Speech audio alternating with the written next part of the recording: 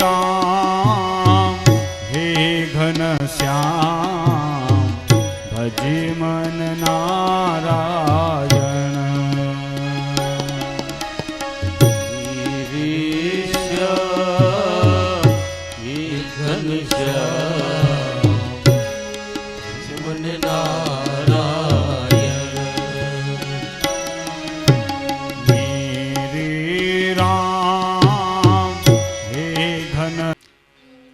ભગવાનનો સ્વભાવ અત્યંત દિવ્ય છે. આ સ્વભાવનો બોધ મને તમને ભગવાનની કથા સાંભળવાથી પ્રાપ્ત થાય છે. ભગવાનની કથા મારા તમારા જીવનના થાકને ઉતારે છે. ભગવાનની કથા મને તમને ભગવાનની સમીપે એ પરમ તત્વની નજીક લઈ જાય છે. શ્રીમદ ભાગવત મહાપુરાણ એ મારું તમારું સર્વ રીતે સર્વ પ્રકારે કલ્યાણ કરનાર છે. મહારાજ મહર્ષિ વેદવ્યાસજીએ શ્રીમદ ભાગવતજીનો મહિમા બતાવ્યો છે અને એ મહિમાના આરંભે ભગવાનને પ્રણામ કરી ભગવાનના ચરણોમાં નમન કરી અને પછી કથાનો પ્રારંભ કર્યો છે. પ્રથમ શ્લોકમાં સત્ય શબ્દથી આ દિવ્ય મહાત્મ્યનો પ્રારંભ થાય છે. સચ્ચિદાનંદ રૂપાય વિશ્વોત્પત્યાદિ હેતવે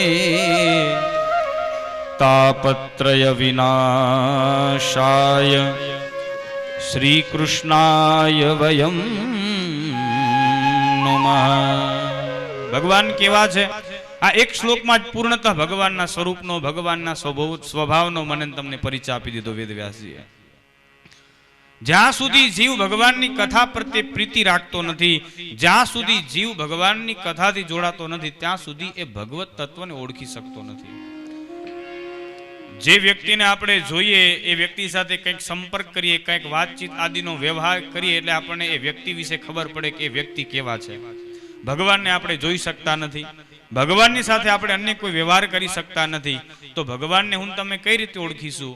તો શાસ્ત્રોમાં કહ્યું છે કે જેને હું તમે જોઈ જાણીને કે અન્ય કોઈ વ્યવહારિક રીતે ન ઓળખી શકીએ તો એના વિશે સાંભળીને હું અને તમે એ વ્યક્તિ કે વસ્તુ વિશેષ પ્રત્યે જ્ઞાન પ્રાપ્ત કરી શકીએ. આપણે કહીએ કે ફલાણા વિશે અમે સાંભળ્યું છે કે ફલાણા ભાઈ આવા છે, ભલે જોયા ના હોય પરંતુ સાંભળ્યું છે. જ્યાં સુધી જીવ ભગવાનની કથા સાંભળતો નથી, જ્યાં સુધી જીવને ભગવાનની કથા પ્રત્યે પ્રીતિ જાગતી નથી, ત્યાં સુધી જીવ ભગવાનની નજીક જઈ શકતો નથી, ત્યાં સુધી જીવ ભક્તિના માર્ગે આગળ વધી શકતો નથી. ભગવાનની કથા મને તમને કલ્યાણના માર્ગે લઈ જાય છે. ભગવાનની કથા મારા તમારા જીવનના થાકને ઉતારે છે. આપણે બધા અહીંયા તીર્થમાં ભગવાનની કથા સાંભળવા માટે આવ્યા છીએ. શ્રીમદ ભાગવત કથાને પણ શાસ્ત્રોમાં તીર્થ કહી અને વિદ્વાનોએ સંબોધી છે. ભગવાનની કથા એ પણ ગંગા છે. તીર્થ શબ્દનો બહુ સુંદર અર્થ થાય. તીર્થ એટલે કોઈ જગ્યા કે કોઈ સ્થાન નહીં, પણ તીર્થનો અર્થ થાય જે મને તમને તારે, જેનું સેવન કરવાથી હું તમે સંસાર સાગરમાંથી તરીએ એ તીર્થ છે. જે જગ્યા ઉપર ભગવાને સ્વયં પોતે લીલા કરી હોય, જે જગ્યા જે સ્થાન ઉપર ભગવાન સ્વયં પોતે અવતરિત થયા હોય, એ જગ્યાના અણુ છે એ અત્યંત વિશિષ્ટ અને દિવ્ય હોય છે. એ જગ્યાનું સેવન કરવાથી હું અને તમે સંસારના બંધનોથી છૂટીએ છીએ. ઘરે બેઠા હોય ત્યારે અમુક પ્રકારના વિચારો આવે અને કોઈ પવિત્ર તીર્થ સ્થાનમાં જઈએ ત્યારે મને તમને દિવ્ય વિચારો આવે. કેવા દિવ્ય વિચારો આવે? તો એવા વિચારો આવે કે જે મને તમને તારે. તીર્થભૂમિનો પ્રભાવ છે. તીર્થ માને જે મને તમને તારે છે. જે રીતે ભગવાનની લીલા આદિથી સંબોધિત રહેલું ક્ષેત્ર મને તમને તારે છે, એ જ રીતે ભગવાનની કથા પણ મને તમને તારે છે.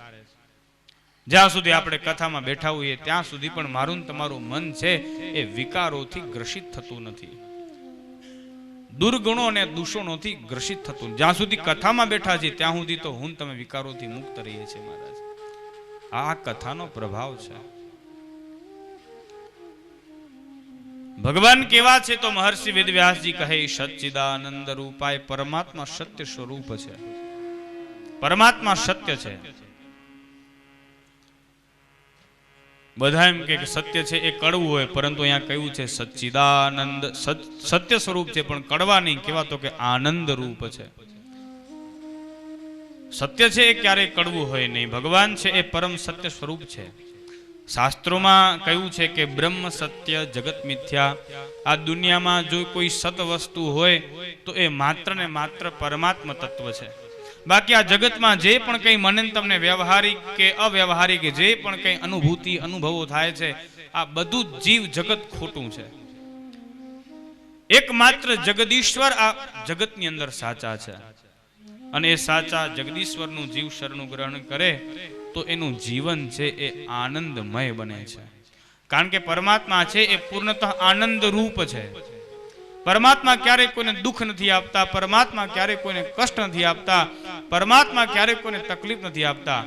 જે જીવ પરમ તત્વની સમીપે પરમ તત્વની નજીકે જાય એના જીવનમાં પછી આઠે પોર આનંદ અને આનંદ હોય છે. મહારાજ, જેની ઉપર રામની કૃપા થાય, જેની ઉપર પરમાત્માની કૃપા થાય, રામ કૃપાએ ને રોજ દિવાળી અને રંગના ટાણા રે. રામ કૃપાએ ને રોજ દિવાળી અને રંગના ટાણા રે. કામ કરે ની કોઠીએ કોઈ દી ખૂટે ન દાણા રે. કામ કરે ની કોઠીએ કોઈ દી ખૂટે ન દાણા રે. અલગારી કહે એ જી આળસુ થઈને, અલગારી કહે એ જી આળસુ થઈને આઈ ખૂન ખોવું રે. મોજ મારે હું, મોજ મારે હું, આવી મોજ મારે હું રે. મોજ મારે હું, મોજ મારે, આવી મોજ મારે હું રે.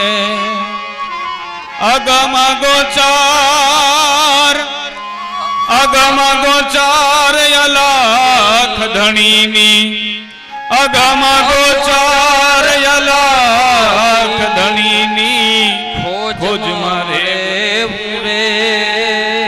મોજ મારે મોજ મારે, હે આવી મોજ મારે રે. મોજ મારે મોજ મારે.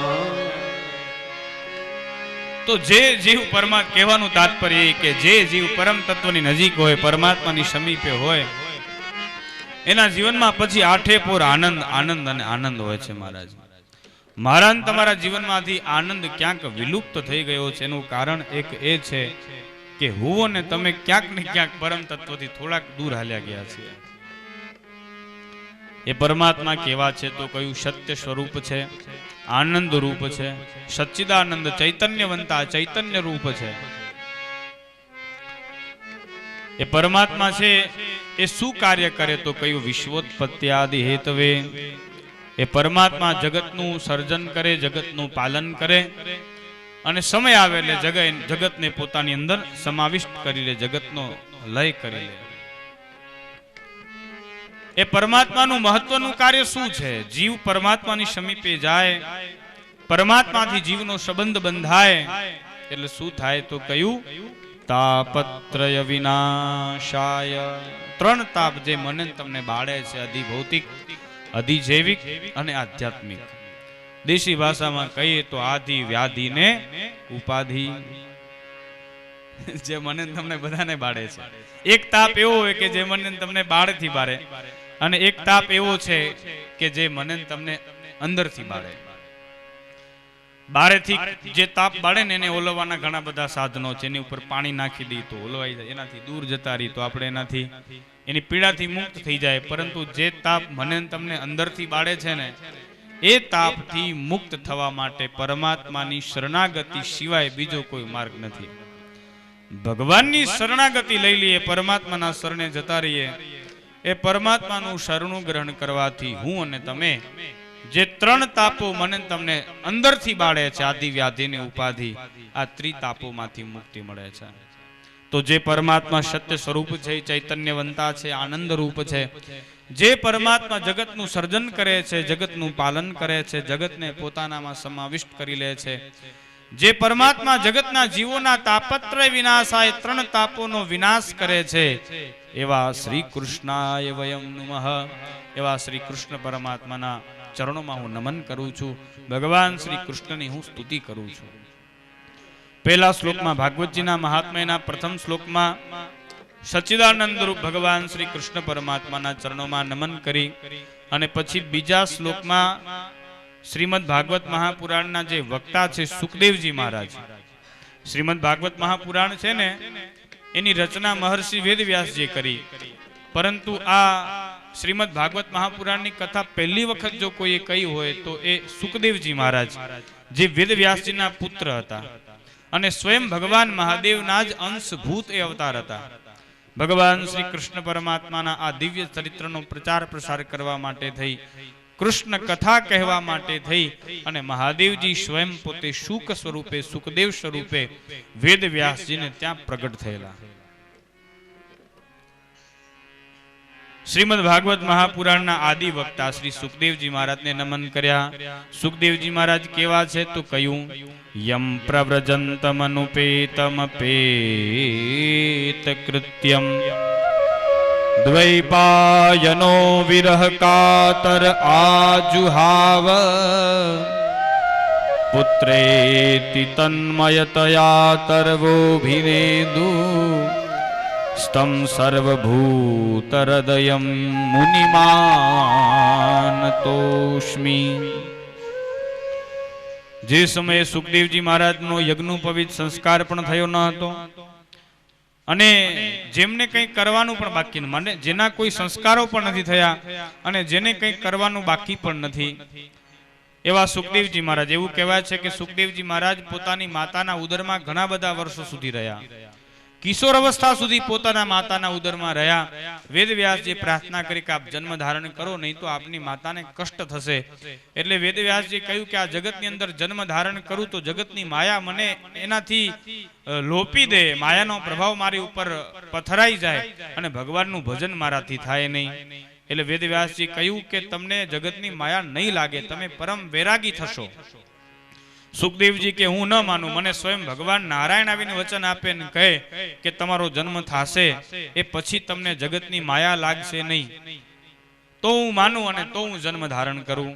અને પછી માતાના ઉદરમાં જ ભગવાન નારાયણ સુખદેવજી મહારાજને દર્શન આપ્યા અને વચન આપ્યું કે આપ જન્મ ધારણ કરશો એ પછી આ જગતમાં આવતાની સાથે આપને આ જગતની માયા છે એ લોપશે નહીં, જગતની માયાનો આપની ઉપર કોઈ પ્રભાવ પડશે નહીં. ભગવાને આ પ્રકારે કહ્યું એટલે સુખદેવજી મહારાજે જન્મ ધારણ કર્યો અને જન્મતાની સાથે જ માતા પિતાને પ્રણામ કરી વનના માર્ગે નીકળી ગયા છે નિર્ગુણ બ્રહ્મની ઉપાસના માટે, પરમ તત્વની ઉપાસના, ભગવાનના ભજન માટે.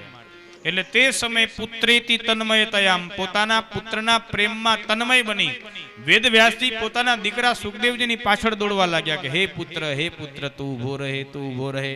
પરંતુ તે સમયે ભગવાનના ચિંતનમાં લીન હોવાના કારણે સુખદેવજી મહારાજ પોતાના પિતાજીનો અવાજ સાંભળી શક્યા નહીં.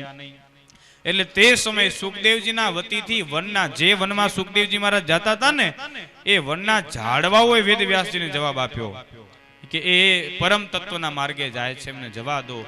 એવા સર્વભૂત હૃદય, બધાય ભૂતોના હૃદયમાં, બધાના હૃદયમાં જેનો નિવાસ છે એવા શ્રી સુખદેવજી મહારાજના ચરણોમાં નમન કરી અને પછી કથા વસ્તુનો પ્રારંભ શ્રી વેદવ્યાસજી મહારાજ કરે. પછી ત્રીજા શ્લોકમાં મને તમને નૈમિષારણ્ય તીર્થની યાત્રા કરાવી છે વેદવ્યાસજીએ. નૈમિષે સુતમાસીન વૈવાદ્ય મહામતિમ કથામૃત રસસ્વાદ કુશલઃ સોનકો બ્રવીત. નૈમિષારણ્ય નામના તીર્થમાં સોનક વગેરે 88,000 ઋષિ મુનિઓ એક વિશાળ યજ્ઞ કરવા માટે બિરાજમાન થયા. હજારો વર્ષો સુધી ચાલે એવો એમનો આ યજ્ઞ હતો. આ યજ્ઞનો હેતુ હતો પરમાત્માની પ્રાપ્તિ અને જગતનું કલ્યાણ. આ બધા ઋષિઓ છે એ મધ્યાહન કાળ સુધી સવારે વહેલા બ્રહ્મમુહૂર્તમાં જાગે, સંધ્યા વંદન નિત્યકર્મ સંપન્ન કરે અને પછી બપોર સુધી એમનું યજ્ઞ કાર્ય ચાલે, મધ્યાહન કાલ સુધી. અને મધ્યાહન પછી ભોજન પ્રસાદ ગ્રહણ કરી થોડી વિશ્રાંતિ કરી અને સાંજના સમયે જે એમને સમય મળે એ સમયગાળા દરમિયાન એ ભગવાનની વિવિધ કથાઓ સાંભળે. તો આવી રીતે એક વખત આ સૌનક આદિ બધા જ ઋષિ મુનિઓ યજ્ઞયાગ આદિથી નિવૃત્ત થયા, યજ્ઞયાગમાંથી પરવાર્યા, ભોજન પ્રસાદ આદિ ગ્રહણ કરી અને આ બધા જ ઋષિ મુનિઓ છે એ જ્ઞાનની ચર્ચા કરવા માટે થઈને એકત્રિત થયા. અને તે સમયે મહર્ષિ વેદવ્યાસજીના શિષ્ય શ્રી સૂતજી મહારાજ પણ આ ઋષિ મુનિઓની સભામાં બિરાજમાન હતા. વેદવ્યાસજીના ઘણા બધા શિષ્યો છે. વેદવ્યાસજીએ પોતાના અલગ અલગ શિષ્યોને અલગ અલગ શાસ્ત્રોનું અધ્યયન કરાવ્યું છે. કોઈકને ઋગ્વેદ ભણાવ્યો, કોઈકને યજુર્વેદ ભણાવ્યો, કોઈકને સામવેદ ભણાવ્યો, કોઈકને અથર્વવેદ ભણાવ્યો. તો આ રીતે અલગ અલગ શિષ્યોને અલગ અલગ પ્રકારનું જ્ઞાન આપ્યું. એમાં જેટલું પુરાણોનું જ્ઞાન છે એ બધા જ પુરાણોનું જ્ઞાન શ્રી વેદવ્યાસજીએ સૂતજી મહારાજને આપ્યું. એટલા માટે સૂતજી છે એ સૂત પુરાણી તરીકે આપણે ઓળખીએ છીએ. જે પુરાણની કથા કહેતા હોય, જે પુરાણોના વક્તા હોય એને પુરાણી મહારાજ કહેવાય. એટલા માટે સૂતજી મહારાજ છે એ પુરાણી છે, પુરાણોના જ્ઞાતા છે. 18 પુરાણોની કથા આ શૌનક આદિ બધા ઋષિ મુનિઓને શ્રી સૂતજી મહારાજે કઈ સંભળાવી છે. આ સૂતજી મહારાજ એ જ્યારે મહારાજા પૃથુ યજ્ઞ કરી રહ્યા હતા તે સમયે એ યજ્ઞના અગ્નિ થકી પ્રગટ થયા છે. અગ્નિ છે એ દેવતાઓના બ્રાહ્મણ દેવતા છે, પૂર્ણતઃ પવિત્ર છે. શ્રી સૂતજી મહારાજનું જીવન પણ અત્યંત પવિત્ર છે.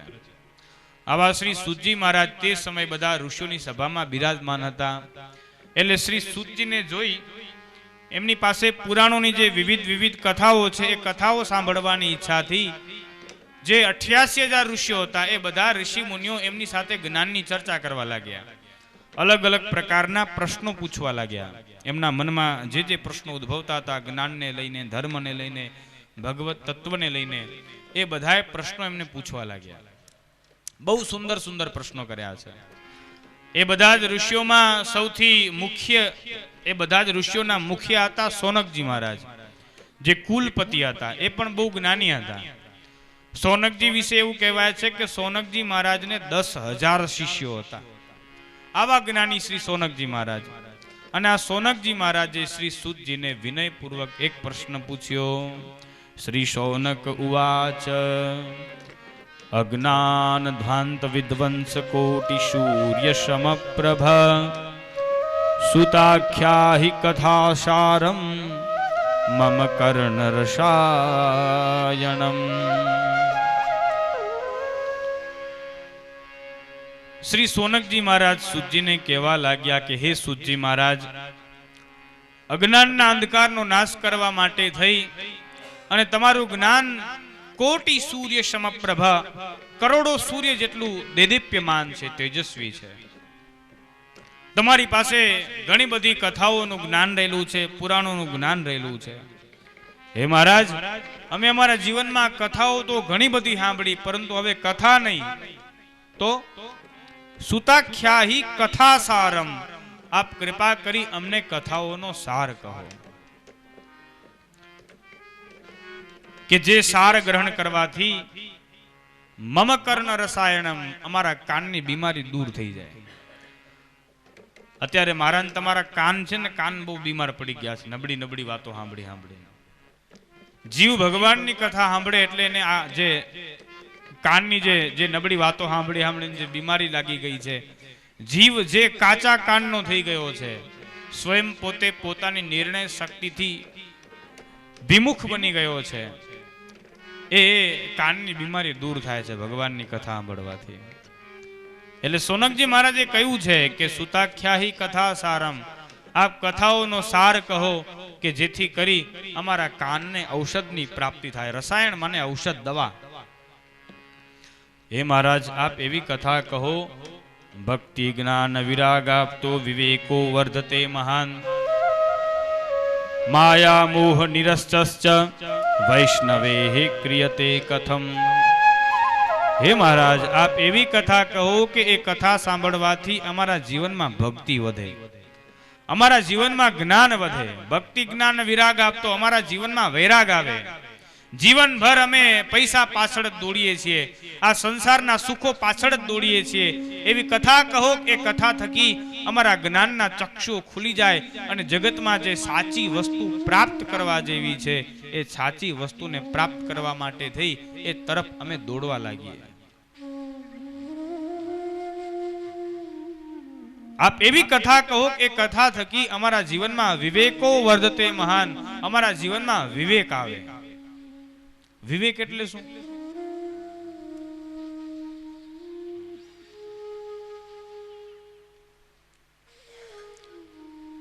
વિવેક માને કેવા પ્રકારનું આચરણ મનુષ્ય કરવું જોઈએ અને કેવા પ્રકારનું આચરણ મનુષ્ય ન કરવું જોઈએ, આ બાબતની શાન, આ બાબતનું ભાન.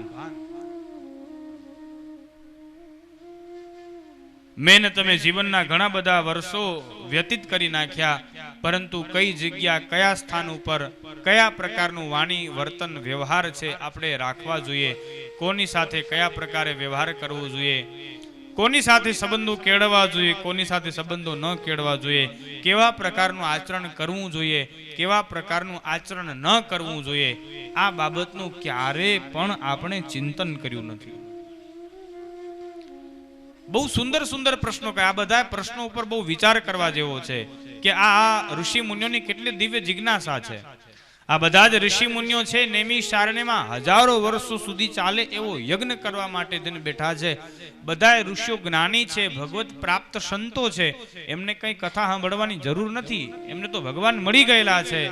પરંતુ મારા તમારા જેવા કલયુગી જીવોનો ઉદ્ધાર થાય, મારા તમારા જેવા કલયુગી જીવોનું જીવન સુધરે એ માટે થઈ આ પ્રકારની જ્ઞાન ચર્ચા ઋષિ મુનિઓએ કરી છે.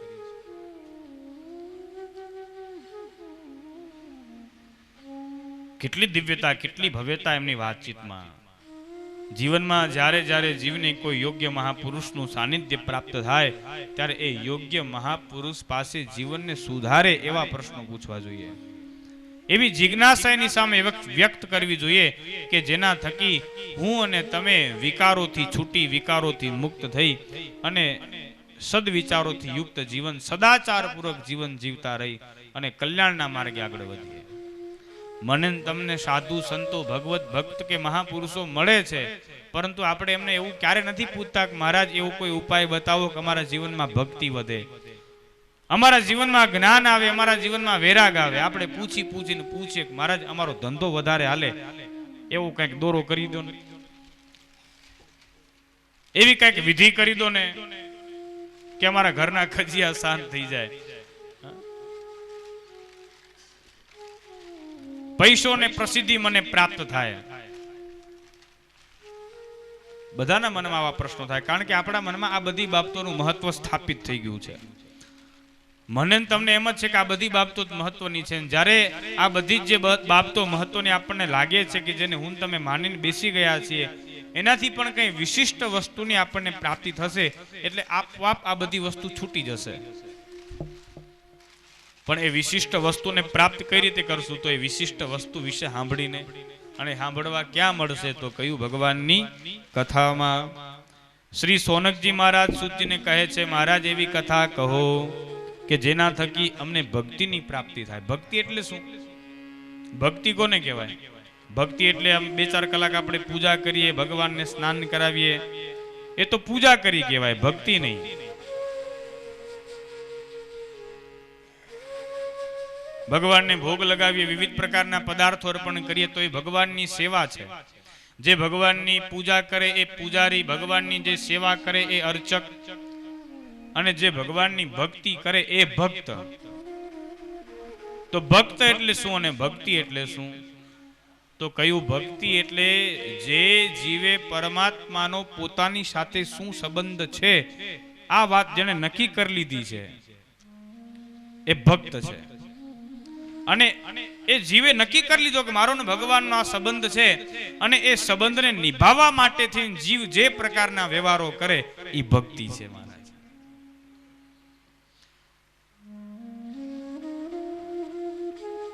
પછી એ જીવ પરમાત્મા સાથેના સંબંધોને નિભાવવા માટે થઈને 2-4 કલાક પૂજા કરે એવું જરૂરી નહીં. એ રસ્તા ઉપર હાલ્યો જાતો અને રસ્તામાં કાંટા કાંકરા પડ્યા હોય તો કાંટા કાંકરાને હટાવીને પણ પરમાત્માની સાથેનો પોતાનો સંબંધ નિભાવી લે. મુઠ્ઠીએ કીડિયારું પૂરીને પણ પરમાત્માની સાથેનો પોતાનો સંબંધ નિભાવી લે. કોઈ દિન દુખી વ્યક્તિને ભલે અન્ય કોઈ વસ્તુ ના આપી શકે, પરંતુ આશ્વાસન રૂપી 2 મીઠા શબ્દો આપીને પણ પોતાનો પરમાત્મા સાથેનો સંબંધ નિભાવી લે. પરમાત્મા સાથેના સંબંધને નિભાવવા માટે થઈને મનુષ્ય જે પ્રકારના વ્યવહાર કરે છે એ ભક્તિ છે. હજુ સુધી મારા તમારા જીવનમાં આવી ભક્તિ વધી નથી, આવું જ્ઞાન આવ્યું નથી, વૈરાગ્ય આવ્યું નથી. માયા મોહ નિરસ્તશ્ચ. સોનકજી મહારાજ કહે છે સુતજીને એવી કથા કહો કે જે કથા સાંભળવાથી અમે આ મોહ અને માયામાંથી છૂટીએ. આ મોહ માયાનું બંધન બહુ કઠિન છે. ગમે એવા મજબૂત દોરડાથી માણસને બાંધો, ગમે એવી મજબૂત લોખંડની સાંકળથી બાંધો, એનાથી માણસ છૂટી જાય, પરંતુ આ મોહ અને માયાનું જે બંધન છે ને એનાથી મનુષ્ય ક્યારે છૂટી શકતો નથી ભગવાનની કૃપા વિના. એટલે શ્રી સોનકજી મહારાજે કહ્યું છે સૂતજીને એવી કથા કહો કે જેના થકી અમે મોહ અને માયાના બંધનમાંથી છૂટીએ. હે મહારાજ, ઇહ ઘોરે કલો પ્રાયો જીવશ્ચાસુરતામ ગતઃ. આ ઘોર કલયુગ આવવાના કારણે જીવો બધાય આસુરી સ્વભાવના થઈ ગયા છે. જીવોમાંથી સુરતા ચાલી ગઈ છે. ક્લેશાક્રાંતસ્ય તસ્યવ શોધને કિમ પ્રાયણમ. આ કલયુગના કારણે પ્રત્યેક વ્યક્તિનું જીવન છે એ ક્લેશ અને આક્રાંતમય બની ગયું છે. એક વ્યક્તિ એવો નથી કે જેના જીવનમાં કોઈ પ્રકારનો ક્લેશ ન હોય. હે મહારાજ, આપ એવી કથા કહો કે જેના થકી મનુષ્યનું સર્વ રીતે સર્વ પ્રકારે કલ્યાણ થઈ જાય. ચિંતા મણિર્લોક સુખમ સુરદ્રુહુ સ્વર્ગ સંપદમ પ્રયચ્છતિ ગુરુ પ્રીતો વૈકુંઠમ યોગી દુર્લભમ.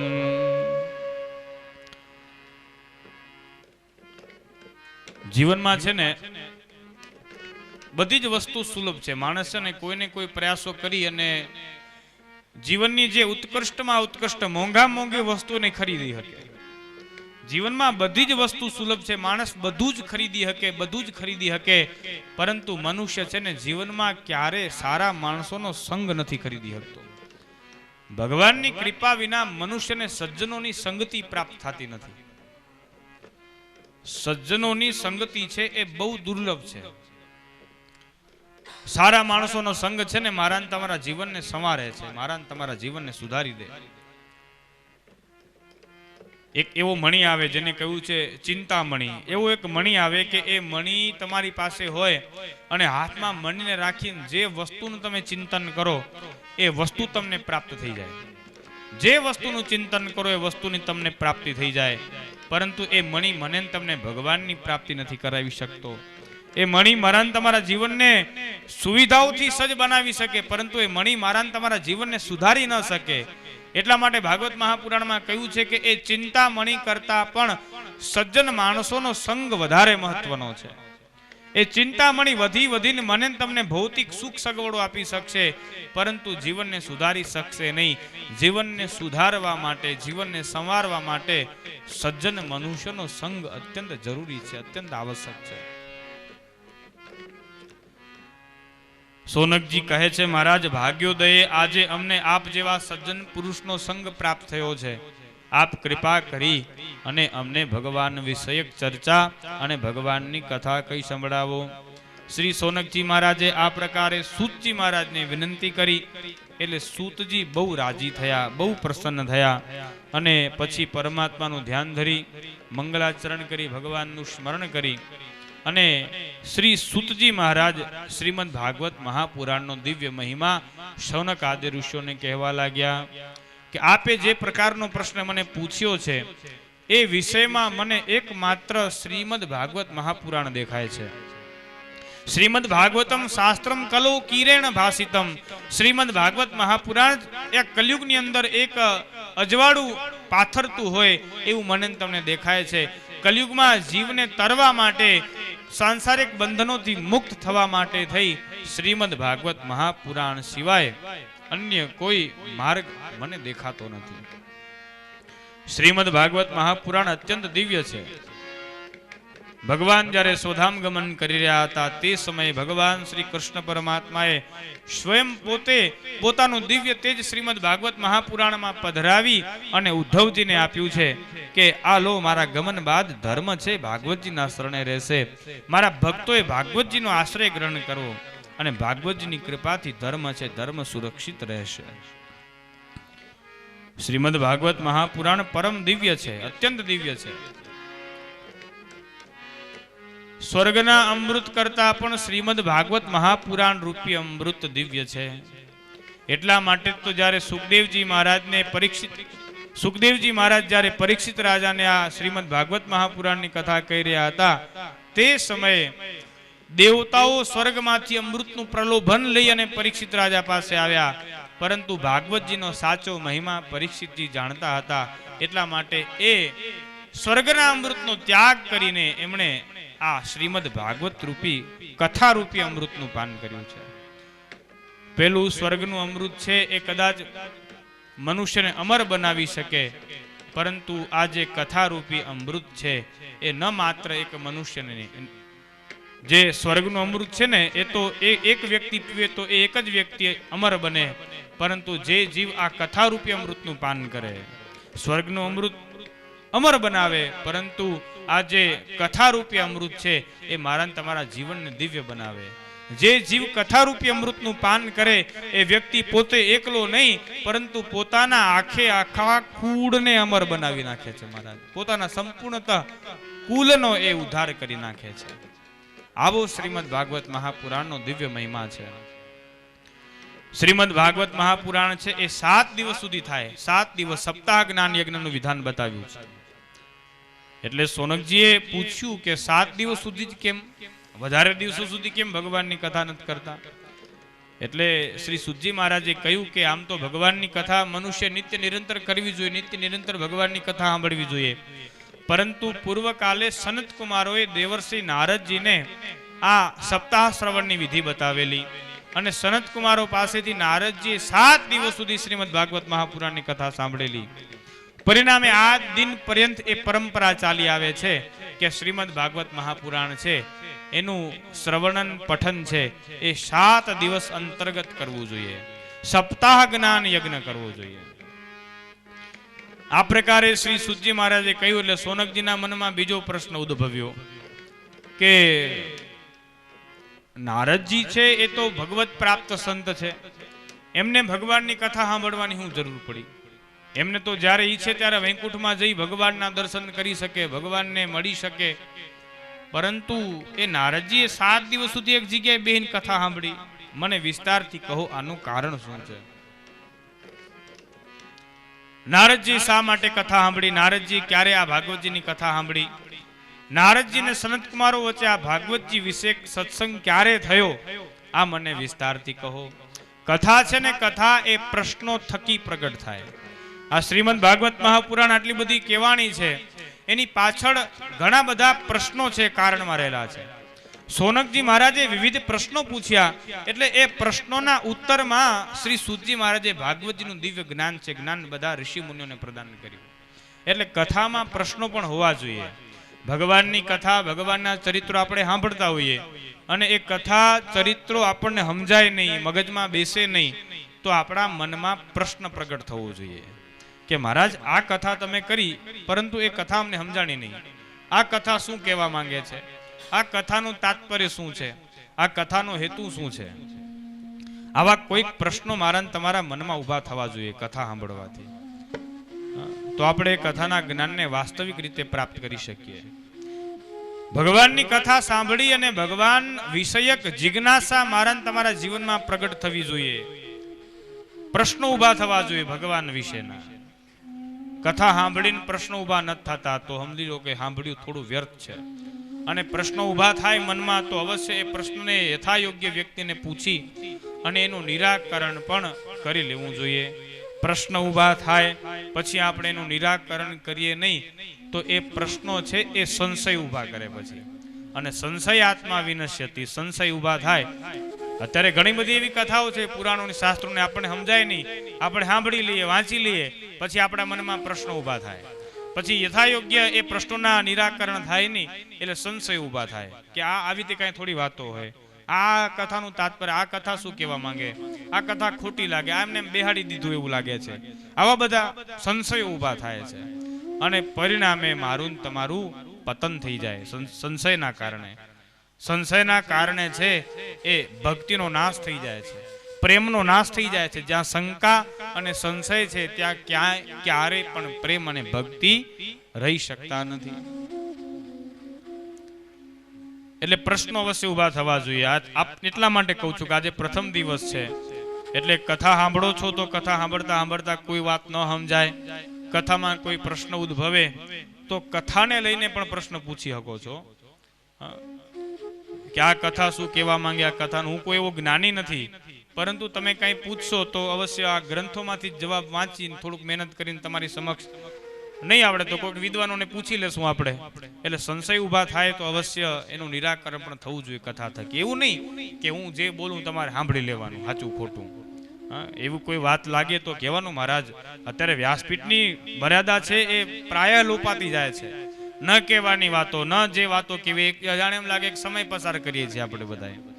આ વ્યાસપીઠ ભગવાનની કથા લાખો રૂપિયાના ખર્ચા હું તમે કઈ ટાઈમપાસ માટે કે મનોરંજનની વાતો માટે નથી કરતા હોતા મહારાજ. ભગવાનની કથા માટે થઈ આપણે બધાએ કિંમતી સમય ફાળવ્યો છે તો આ સમય આપણો લેખે લાગવો જોઈએ.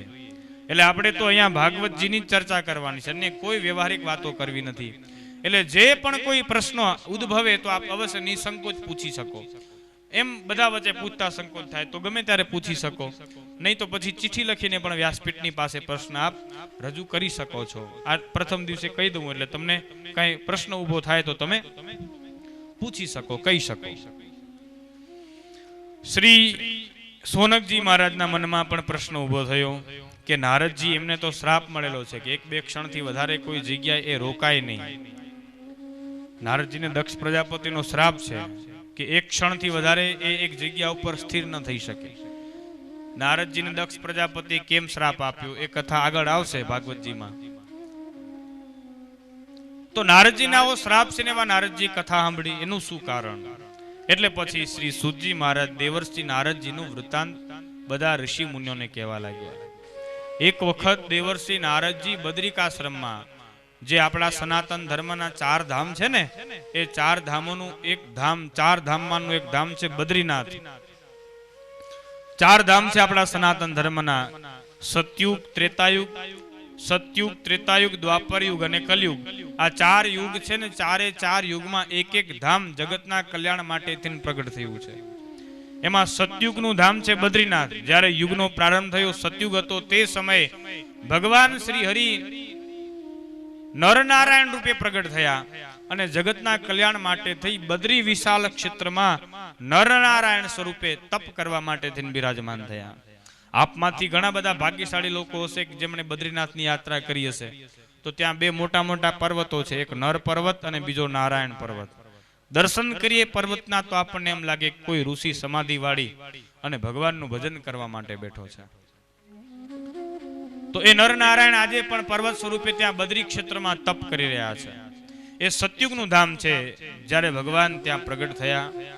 પછી ત્રેતાયુગનું ધામ છે. ત્રેતાયુગમાં કોનો અવતાર થયો? તો ત્રેતાયુગમાં ભગવાન રામચંદ્રજી પ્રગટ થયા. અને ભગવાન રામચંદ્રજી જ્યારે લંકા ઉપર પ્રયાણ કરતા હતા તે સમયે ભગવાન રામચંદ્રજી શિવજીની પૂજા કરી અને રામેશ્વર લિંગની સ્થાપના કરી. આજે રામેશ્વર છે ને, એ 12 જ્યોતિર્લિંગમાં આવે અને 4 ધામમાં આવે. એ ત્રેતાયુગનું ધામ છે. અને દ્વાપરમાં કાળિયો ઠાકર પ્રગટ થયા, ભગવાન શ્રી કૃષ્ણ પરમાત્મા, અને દ્વારામતી 12 દરવાજા વાળી દ્વારિકા નગરી બનાવી અને ભગવાન દ્વારિકાધીશ થયા. દ્વારિકા એ દ્વાપર યુગમાં, એટલે એ દ્વાપર યુગનું ધામ છે દ્વારિકાપુરી. 4 દિશામાં અલગ અલગ ધામ આવેલા છે. એમાં જે દ્વારિકા છે એ પશ્ચિમ દિશામાં આવેલું છે, બદ્રીનાથ છે એ ઉત્તર દિશામાં આવેલું છે, રામેશ્વર છે એ દક્ષિણ દિશામાં આવેલું છે, અને ચોથું કલયુગનું ધામ છે જગન્નાથપુરી, જ્યાં ભગવાન જગન્નાથ બિરાજમાન છે. ગયા વખતે આપણે જ્યાં ખૂબ આનંદ કરેલો એ જગન્નાથપુરી, જ્યાં પણ ભગવાનનું ધામ, જે અત્યારે કલયુગનું જાગતું ધામ કહેવાય છે. આમાંથી ઘણા બધા લોકો તે સમયે સાથે હતા અને 7 દિવસ ખૂબ આનંદ કરેલો. પ્રત્યક્ષ આપણને અનુભૂતિ થાય કે એ દિવ્ય ભવ્ય મંદિર અને એ પરમ તત્વનો જે એ દિવ્ય વિગ્રહ ભગવાન શ્રી કૃષ્ણ પરમાત્માનો, સુભદ્રાજીનો, બલરામભાઈનો, આજે પણ ત્યાં પવનની અવળી દિશામાં ધજા ફરકે છે. હા, અમે બધા પ્રત્યક્ષ અનુભવ. દીવો પકડી તો દીવાની જ્યોત એક બાજુ જાય અને ભગવાન જગન્નાથજીની ધજા એક બાજુ ફરકે મહારાજ. આજે પણ કલયુગમાં જે ધામ જ્યાં ભગવાન દિવ્ય સ્વરૂપે બિરાજમાન છે એ કલયુગનું ધામ છે જગન્નાથપુરી. તો આ રીતે 4 ધામોમાંનું એક ધામ છે બદ્રીનાથ. આ બદ્રીનાથમાં દેવર્ષિ નારદજી એક વખત વિચરણ કરતા હતા અને તે સમયે સનક, સનંદન, સનતકુમાર અને સનાતન આ 4 ઋષિ કુમારોની દૃષ્ટિ નારદજી ઉપર પડી. હવે નારદજીને જ્યારે જોઈને ત્યારે નારદજી નારાયણ નારાયણ નારાયણ નારાયણ એવું ભગવાનનું કીર્તન કરતા દેખાય. હાથમાં વીણા વાગતી હોય કે ખડતાલ વાગતી હોય, મુખ ઉપર નારાયણનું નામ હોય. પણ આ વખતે નારદજીએ વીણાને ખંભે ટીંગાડી હતી, હાથમાં ખડતાલ નહોતી, મુખ ઉપર નારાયણનું નામ નહોતું, ચહેરો એકદમ ચિંતામાં, પરસેવાના બિંદુઓ છે એ એમને પ્રસરી રહ્યા છે. દોડતા દોડતા કોઈક જગ્યાએ જાય, કોઈક વ્યક્તિને બોલાવે, થોડીક વાતચીત કરે, વળી માથું ખંજવાળે, વળી ત્યાંથી નિરાશ થઈ કોઈ બીજા વ્યક્તિ પાસે જાય, વળી એની હારે થોડી ઘણી વાતચીત કરે, વળી આ માથું પછાડી વળી ત્યાંથી બીજી જગ્યાએ જાય. આવી સ્થિતિ. સનત કુમારો નારદજીને જોઈને આશ્ચર્યચકિત થઈ ગયા કે નિત્ય નિરંતર નારાયણ નારાયણ નારાયણ, આઠે પોર જેને આનંદ હોય, જેના મુખમાં સતત ભગવાનનું નામ હોય, એવા નારદજી આવા ચિંતામાં, આવા દુઃખમાં. એટલે સનત કુમારોએ નારદજીને બોલાવ્યા. અરે ઓ બ્રાહ્મણ દેવતા, કથમ બ્રહ્મંદિન મુખ કુતશ્ચિંતાતુરો ભવાન ત્વરિતમ ગમ્યતે કુત્ર કુતશ્ચાગમનમ તવ. અરે ઓ બ્રાહ્મણ દેવતા, કથમ બ્રહ્મંદિન મુખ, આવું કેમ હાવ ગરીબડું મોઢું કરીને ફરો છો? કુતશ્ચિંતાતુરો ભવાન, કેમ તમે ચિંતાતુર દેખાવ છો? આમ ઉતાવળે ઉતાવળે ક્યાંથી આવો છો ને કઈ બાજુ પ્રયાણ કરવાના છે? કુતશ્ચાગમનમ તવ ઇદાનીમ શૂન્યચિતોસી ગતવીતો યથા જનઃ તવેદમ મુક્ત સંગસ્ય નોચિતમ વદ કારણમ. હે નારદજી, તમારું મોઢું અત્યારે એવું લાગે છે કે કોઈ વ્યક્તિએ જીવનભર પૈસા ભેગા કર્યા હોય અને કોઈક લૂંટારાએ એક ભેગા બધા પૈસા લૂંટી લીધા હોય. એક ભેગી જીવનની બધી મૂડી લૂંટાઈ જાય ને માણસનું જેવું મોઢું થઈ જાય એવું તમારું મોઢું થઈ ગયું છે. તમારા ધનની કોઈ તમારા ધનને લૂંટી લીધું, તમારી સંપત્તિ કોઈ હડપી લીધી, તમને કોઈ બહુ મોટું નુકસાન થયું છે. નારદજી, તમારી ચિંતાનું કારણ કહો. કુતશ્ચિંતાતુરો ભવાન, કેમ ચિંતામાં છો?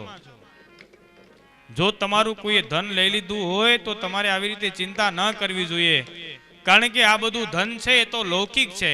તમે તો ભગવાનના ભક્ત છો, તમારી પાસે તો ભગવાનના નામ રૂપી અલૌકિક ધનનો ભંડાર રહેલો છે. તમારી પાસે તો ભગવાનના નામ રૂપી ધનની તિજોરી ભરેલી પડી છે અને તમે સામાન્ય ધન માટે થઈને આમ દુઃખી થઈને ફરો, એ તમને છાજતું નથી. સનત કુમારે પૂછ્યું નારદજીને, મહારાજ કેમ દુઃખી છો? એટલે પછી દેવર્ષિ નારદજી સનત કુમારોને કહેવા લાગ્યા.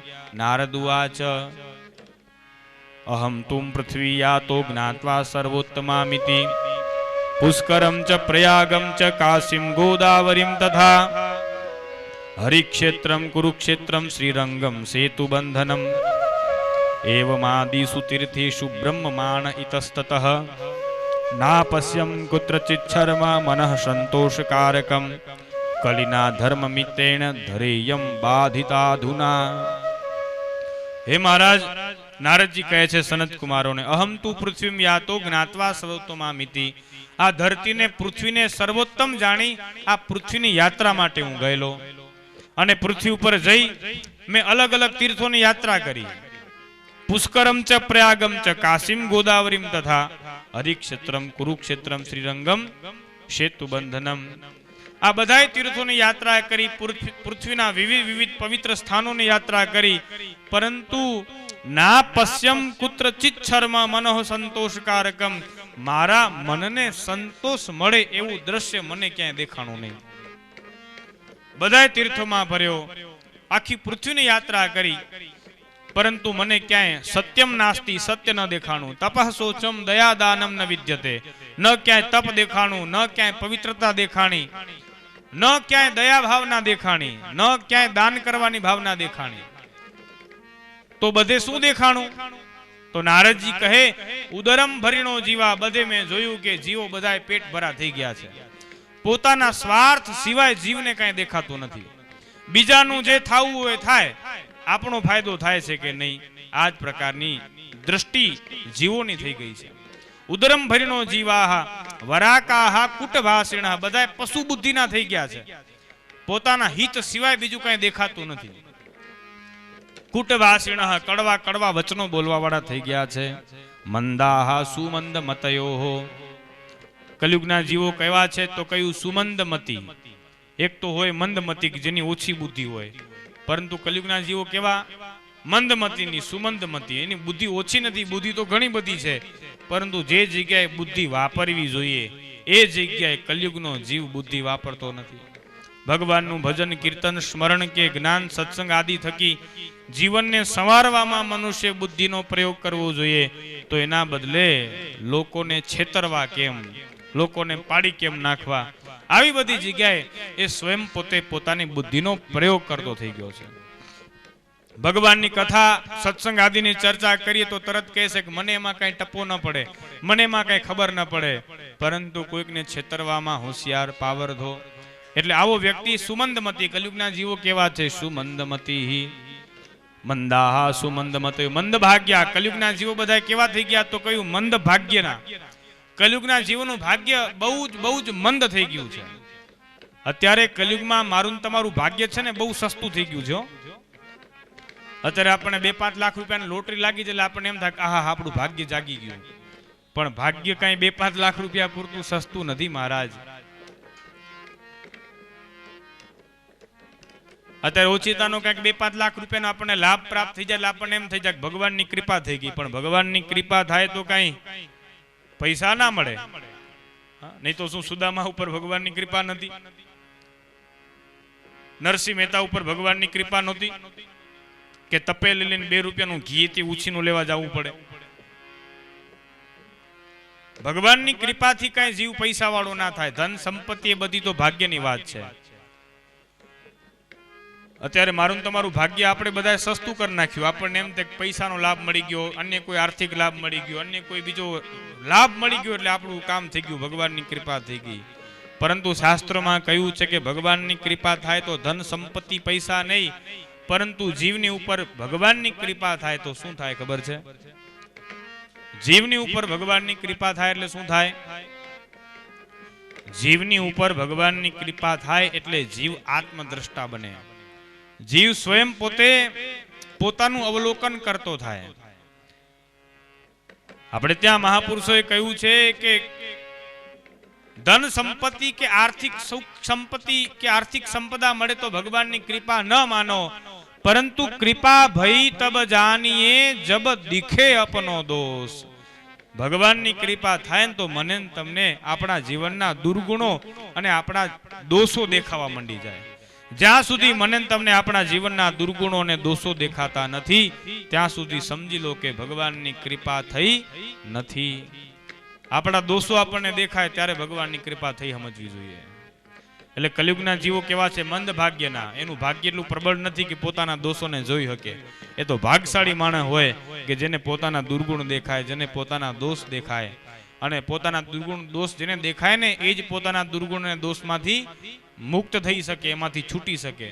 બાકી જેને પોતાના દુર્ગુણ અને દોષો દેખાતા જ નથી, જે પોતાને સર્વગુણ સંપન્ન ગણે છે, એના દોષોને આપણે કોઈ હિસાબે કોઈ રીતે દૂર કરી શકતા નથી. દેવર્ષિ નારદજી કે આ પ્રકારની સ્થિતિ મેં જોઈ એટલે મને એમ થયું કોઈ સાધુ સંતો પાસે જાઉં, કદાચ ત્યાં મનને શાંતિ મળે. જગતમાં કોઈ તીર્થમાં ક્યાંય શાંતિ મળી નહીં, અન્ય કોઈ જગ્યાએ સંતોષ દેખાણો નહીં, થયું સંતો પાસે જાવ તો નારદજી કહે સંતો પાસે શું દેખાણું? તો પાખંડ નિરતા હા સંતો. સંતો બધા પાખંડ લઈને બેઠા હતા. વિરક્તા હા સપરિગ્રહા. બારેથી આપણને એમ લાગે કે આ મહારાજજી છે એ પરમ વિરક્ત છે, કાંઈ લેતા જ નથી, પૈસો હાથમાં ઝાલતા નથી, પરંતુ ઝોલીમાં ભર્યા કરે, ઝોલીમાં ભર્યા કરે છે, ઝોલીમાં ભર્યા કરે છે. પાખંડી, પોતે જેવા છે એવા દેખાય નહીં, પરંતુ જેવા નથી એવા દેખાવાનો ડોળ કરે, દંભ કરે, પાખંડ કરે અને ભોળા ભોળા મનુષ્યોને છેતરે. પાખંડ નિરતા સંતો. કલયુગમાં જીવો બધાય સંતો બધા પાખંડથી યુક્ત બની ગયા. વિરક્તા સપરિગ્રહા. બહારથી આપણને બહુ મોટો વિરક્ત લાગે, પરંતુ એના જેવો કોઈ લોભી, લાલચુ કે કંજૂસ ના હોય. આવી સ્થિતિ દેખાણી. દેવર્ષિ નારદજી કે સંતો પાસે સંતોષ મળ્યો નહીં. પછી મને એમ થયું કે કોઈ સદગ્રહસ્થના ઘરે જાઉં, જ્યાં અતિથિ સાધુ સંતો બ્રાહ્મણોની સેવા થતી હોય, ત્યાં જવું એટલે સંતોષ મળે. તો દેવર્ષિ નારદજી કહે કે ત્યાં પણ તરુણી પ્રભુતા ગે હે. કોઈ ગ્રહસ્થના ઘરે ગયો તો ગ્રહસ્થના ઘરમાં ભગતનું કંઈ હાલે જ નહીં. તરુણી પ્રભુતા, તરુણે માને સ્ત્રી, એનું જ પ્રભુત્વ આવી ગયું ઘરમાં. ઘરની નારી જેમ કેમ થાય. તરુણી પ્રભુતા ગે હે શ્યાલકો બુદ્ધિદાયક. કલયુગની અંદર ગ્રહસ્થ, જે આ બધા ભાગવતના શ્લોકો છે, ભાગવતની વાતો છે. કલયુગમાં જીવોની સ્થિતિ, ગ્રહસ્થ જીવોની સ્થિતિ કેવી થઈ ગઈ કે તરુણી પ્રભુતા કે હે ભાઈચંદનું તો કાંઈ હાલે નહીં, ઘરના જેમ કેમ કરવું પડે. ઠીક છે, આપણે માન મર્યાદા માટે બરોબર હોય, પરંતુ એમની ખોટી ખોટી વાતોને પણ જીવનમાં ઉતારી અને પોતાના માત પિતા આદિનો પણ કલયુગના જીવો અનાદર કરી નાખે. એટલે તરુણી પ્રભુતા કે હે શ્યાલકો બુદ્ધિદાયક. પોતાને ઘરમાં કંઈ પ્રસંગ કરવો હોય કે કોઈ મહત્વનો નિર્ણય લેવો હોય તો પોતાના મા બાપને ના પૂછે, પરંતુ કોને પૂછે?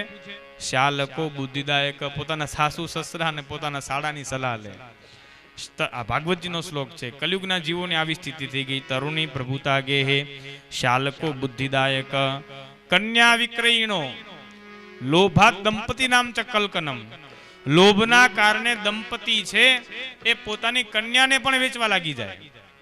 દીકરીના પણ લગ્ન કરે એટલે પૈસા આદિ લઈ અને પોતાની બેટીનો વ્યવહાર કરે, લોભના કારણે થઈને. કલયુગમાં આવી સ્થિતિ આપણને ઘણી બધી જગ્યાએ દેખાતી હોય છે, જે ભયંકર પાપ છે. કન્યા વિક્રયણો લોભાત દંપતિ નામ ચ કલ્કનમ. દંપતિ, પતિ પત્ની વચ્ચે પ્રેમ હોવો જોઈએ, પરંતુ પતિ પત્ની વચ્ચે કલયુગમાં પ્રેમ નહીં, પરંતુ શું છે? કલ્કનમ, ક્લેશ છે. ક્લેશ એટલે શું? ક્લેશ કોને કહેવાય?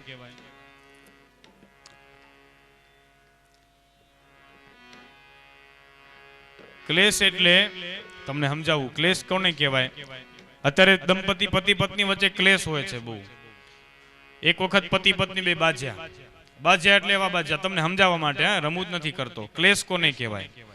પતિ પત્ની બે વચ્ચે ઝઘડો થઈ ગયો, જબરજસ્ત ઝઘડો થઈ ગયો. એવો ઝઘડો થઈ ગયો પતિ પત્ની બે બાજતા બાજતા ઘરની બહાર નીકળી ગયા અને રસ્તા ઉપર આવી ગયા. બાપો મારીને ધમચકરી. બરાબરની મગજમારી થઈ, બરાબરની મગજમારી થઈ. અડોશી પડોશી બધા ભેગા થઈ ગયા, બધા નોખા કરવા લાગ્યા. ભાઈ શું થયું? તો કે ડખો થઈ ગયો. કઈ વાતને લઈને ડખો થઈ ગયો? તો ભાઈ કહે કે અમારી પત્ની કહે છે કે અમારા છોકરાને અમારે ઇંગ્લિશ મીડિયમમાં ભણાવવો છે અને હું એમ કહું છું કે અમારા છોકરાને ગુજરાતી મીડિયમમાં ભણાવવો છે. બસ આ વાતને લઈને ડખો છે. એટલે અડોશી પડોશી કે એમાં ક્યાં ડખો કરવાની વાત આવી? તમારા છોકરાઓને પૂછ લો ને એને ક્યાં ભણવું છે. તો એ ભાઈ કે છોકરાઓ તો હજી ક્યાં છે જ, છોકરાઓ નથી ને આવડો મોટો ડખો થઈ ગયો. કહેવાનું તાત્પર્ય કે વાતમાં કઈ માલ ના હોય ને બહુ મોટો ડખો થઈ જાય, એને ક્લેશ કહેવાય. અત્યારે વાતમાં કઈ ના હોય, ક્લેશ એને કહેવાય કે વાતમાં કઈ ના હોય, હાવ નજીવી બાબત હોય, પરંતુ ડખો એવો થઈ જાય કે છેક કોર્ટ સુધી પહોંચી જાય કેસ. હા, અને આવું થતું હોય છે, જોતા હોઈએ છીએ આપણે. એટલે દંપતિ નામ છે કલ્કનમ. દેવર્ષિ નારદજી કહે કે મહારાજજી બધે આવું મેં જોયું, મને ક્યાંય સુખ શાંતિ મળ્યા નહીં. પછી નારદજી કહે કે મને થયું વૃંદાવનમાં જાઉં, બ્રજમાં જાઉં, અને વૃંદાવનમાં જાઉં એટલે મારા ચિત્તને શાંતિ મળે. નારદજી કે આવો વિચાર કરીને હું વ્રજ ભૂમિમાં આવ્યો, વૃંદાવનમાં આવ્યો. તો વૃંદાવનમાં મેં એક દ્રશ્ય જોયું. શું? તો યમુના નદીના કિનારે એક બે વૃદ્ધ બાળકોને સૂતેલા અચેતન અવસ્થામાં પોતાની સમીપે રાખી અને એની સમીપે એક તરુણી, એક યુવતી જોર જોરથી રડી રહી હતી. એક યુવાન સ્ત્રી રડતી હતી, બાજુમાં બે વૃદ્ધ પુરુષો સૂતા હતા અને આજુબાજુમાં કેટલીક સ્ત્રીઓ જે યુવતી રડી રહી હતી એને છાની રાખતી હતી, એને સાંત્વના આપતી હતી. નારદજી કે આ દ્રશ્ય મેં જોયું એટલે મને થયું કે ત્યાં જઈને તપાસ કરું કે આ શું હકીકત છે, આ સ્ત્રી કેમ રડે છે.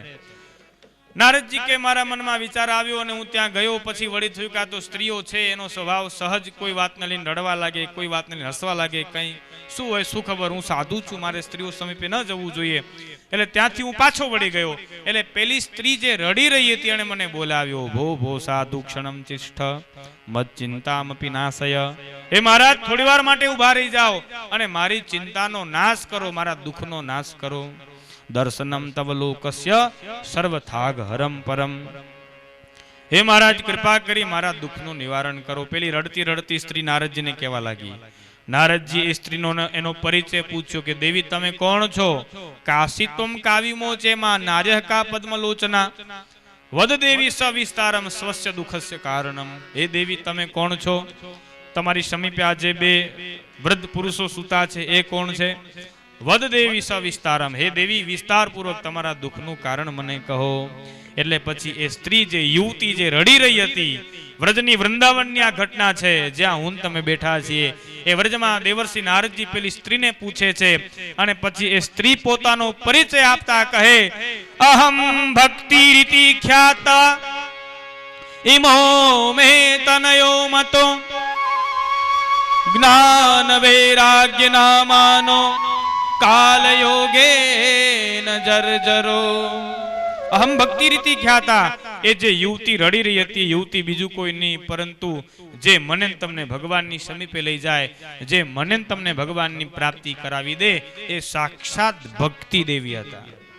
અહમ ભક્તિ રીતિ ખ્યાતા. એ સ્ત્રી કહે છે મહારાજ આ જગતમાં લોકો મને ભક્તિ તરીકે ઓળખે છે અને આ જે બે વૃદ્ધ પુરુષો તમને સૂતેલા દેખાય છે બીજું કોઈ નહીં પરંતુ મારા દીકરા છે, જ્ઞાન અને વૈરાગ્ય. હકીકતે એવું હોવું જોઈએ કે માં વૃદ્ધ હોવી જોઈએ, દીકરા યુવાન હોવા જોઈએ. જરા અહીંયા તો માં યુવાન છે ને દીકરા વૃદ્ધ થઈ ગયા છે. મારી સમીપે આ જે સ્ત્રીઓ જે મને સાંત્વના આપી રહી છે એ સ્ત્રી, આઈએ મહારાજજી આઈએ પધારીએ. જે સ્ત્રીઓ મને સાંત્વના આપી રહી છે એ સ્ત્રીઓ બીજું કોઈ નહીં પરંતુ ગંગા આદિ પવિત્ર નદીઓ છે. પછી એ ભક્તિ દેવી પોતાનો પરિચય આપતા કહેવા લાગ્યા, ઉત્પન્ના દ્રવિડે સાહમ વૃદ્ધિમ કર્ણાટકે ગતા ક્વચિન ક્વચિન મહારાષ્ટ્રે ગુર્જરે જીર્ણતામ ગતા. હે નારદજી ઉત્પન્નામ દ્રવિડે સાહમ, દ્રવિડ દેશમાં મારું પ્રાગટ્ય થયું છે. વૃદ્ધિમ કર્ણાટકે ગતા, કર્ણાટકમાં હું મોટી થઈ. ક્વચિન ક્વચિન મહારાષ્ટ્રે, મહારાષ્ટ્રમાં મને પોષણ મળ્યું અને ગુર્જરે જીર્ણતામ ગતા, જેવી હું ગુજરાતમાં ગઈ એટલે જીર્ણ શીર્ણ બની ગઈ. અને પછી અમારા બે બાળકો બહુ દુખી થઈ ગયા. અમે ત્રણેય એકદમ જીર્ણ શીર્ણ બની ગયા. જેમ તેમ કરી અને મારા આ બે બાળકો સાથે હું વૃંદાવનમાં આવી. મને થયું કે આ વૃંદાવનમાં જઈશ એટલે કદાચ મારું કલ્યાણ થશે, મારું દુઃખ દૂર થશે. અને જેવી હું વૃંદાવનમાં આવી એટલે વૃંદાવનમાં પ્રવેશ કરતાની સાથે જ હું તો આખી યુવતી બની ગઈ, તરુણી બની ગઈ. મારી વૃદ્ધાવસ્થા, મારી જર્જર અવસ્થા દૂર થઈ ગઈ. પરંતુ મારા આ જે બે બાળકો છે જ્ઞાન અને વૈરાગ્ય, એ બેભાન થઈ ગયા. મહારાજ એમને જગાડવાના ઘણા બધા પ્રયાસો કરું છું પરંતુ એ જાગતા નથી. આપ કૃપા કરી મારા દુઃખને દૂર કરો, મારા બે બાળકો જાગૃત થાય, જ્ઞાન અને વૈરાગ્યને બળ મળે એવી કંઈક કૃપા કરો. બહુ દિવ્ય કથા છે. ભક્તિ છે પોતાનો પરિચય આપતા કહ્યું, ઉત્પન્ને દ્રવિડે સાહમ. ભક્તિ જન્મે ક્યાં, ભક્તિ પ્રગટ ક્યાં થાય? આ કોઈ વ્યવહારિક કોઈ સ્થાન જગ્યાની વાત નથી પરંતુ ઉત્પન્ને દ્રવિડે સાહમ, જ્યારે મારું તમારું હૃદય છે એ પરમાત્મા પ્રત્યેના ભાવથી દ્રવીભૂત બને ત્યારે એ દ્રવીભૂત બનેલા હૃદયમાં ભક્તિ દેવી છે જન્મ ધારણ કરે છે. એ પરમાત્મા પ્રત્યેના પ્રેમથી દ્રવિત થયેલું હૃદય છે એ હૃદયમાં ભક્તિ દેવી પ્રગટ થાય, ભક્તિ દેવી જન્મ ધારણ કરે. અને વૃદ્ધિમ કર્ણાટકે ગતા, કર્ણાટકમાં એ ભક્તિ મોટી થાય. કર્ણાટક, કર્ણ માને કાન, જીવ કાન થકી ભગવાનની કથા સાંભળે એટલે એ કથા સાંભળવાથી ભક્તિને બળ મળે, ભક્તિ મોટી થાય. ક્વચિન ક્વચિન મહારાષ્ટ્રે, એ કાન દ્વારા સાંભળેલી કથાનું જીવ મનન કરે એટલે એ મનન દ્વારા જીવ ભક્તિ દેવીથી પુષ્ટ બને છે. પરંતુ એ મનન કરતા કરતા જો મનુષ્યના મનમાં જો સંશય રૂપી બુદ્ધિ ઉત્પન્ન થાય તો ગુર્જરે જીર્ણતામ ગતા, એ સંશય પ્રગટ થતાની સાથે જ ભક્તિ છે ભક્તિ જીર્ણ શીર્ણ બની જાય છે. ભક્તિ દેવી નારદજીને કહે છે મારું દુઃખ દૂર થાય એ માટે કંઈક કૃપા કરો, એ માટે કંઈક કૃપા કરો. એટલે પછી દેવર્ષિ નારદજી ભક્તિ દેવીને એમનો દિવ્ય મહિમા કઈ સંભળાવ્યો કે હે દેવી, આપનો મહિમા અત્યંત દિવ્ય છે. આપ થકી જીવને ભગવાનની પ્રાપ્તિ થઈ જાય છે. આપ થકી જીવનું પરમ કલ્યાણ થઈ જાય છે. હે દેવી, અત્યારે કલિયુગનો સમય છે. કલિયુગના કારણે કોઈ તમારા ગ્રાહક નથી, કોઈના જીવનમાં ભક્તિનું મહત્વ નથી. પરિણામે તમારી આવી જર્જર અવસ્થા બની ગઈ છે. પરંતુ ધન્ય છે આ વૃંદાવનની ભૂમિ, ધન્ય છે આ વ્રજની ભૂમિ કે જ્યાં કણ કણમાં ભગવાન શ્રી કૃષ્ણ પરમાત્મા પ્રત્યેના પ્રેમનો રસ વહી રહ્યો છે. વ્રજભૂમિ વૃંદાવનમાં હું તમે આવીએ એટલે મને તમને ભગવાન શ્રી કૃષ્ણ પરમાત્મા પ્રત્યેની ભક્તિના દર્શન થાય. હજુ ખબર નહીં તમે બહાર યાત્રા કરી હશે કે નહીં. કાલ સવારે વહેલા જાગજો, 4 વાગે ખાલી આંટો મારજો બહાર, એટલે કેટલાય ભગવાન શ્રી કૃષ્ણના પાગલ ભક્તોના મને તમને દર્શન થશે.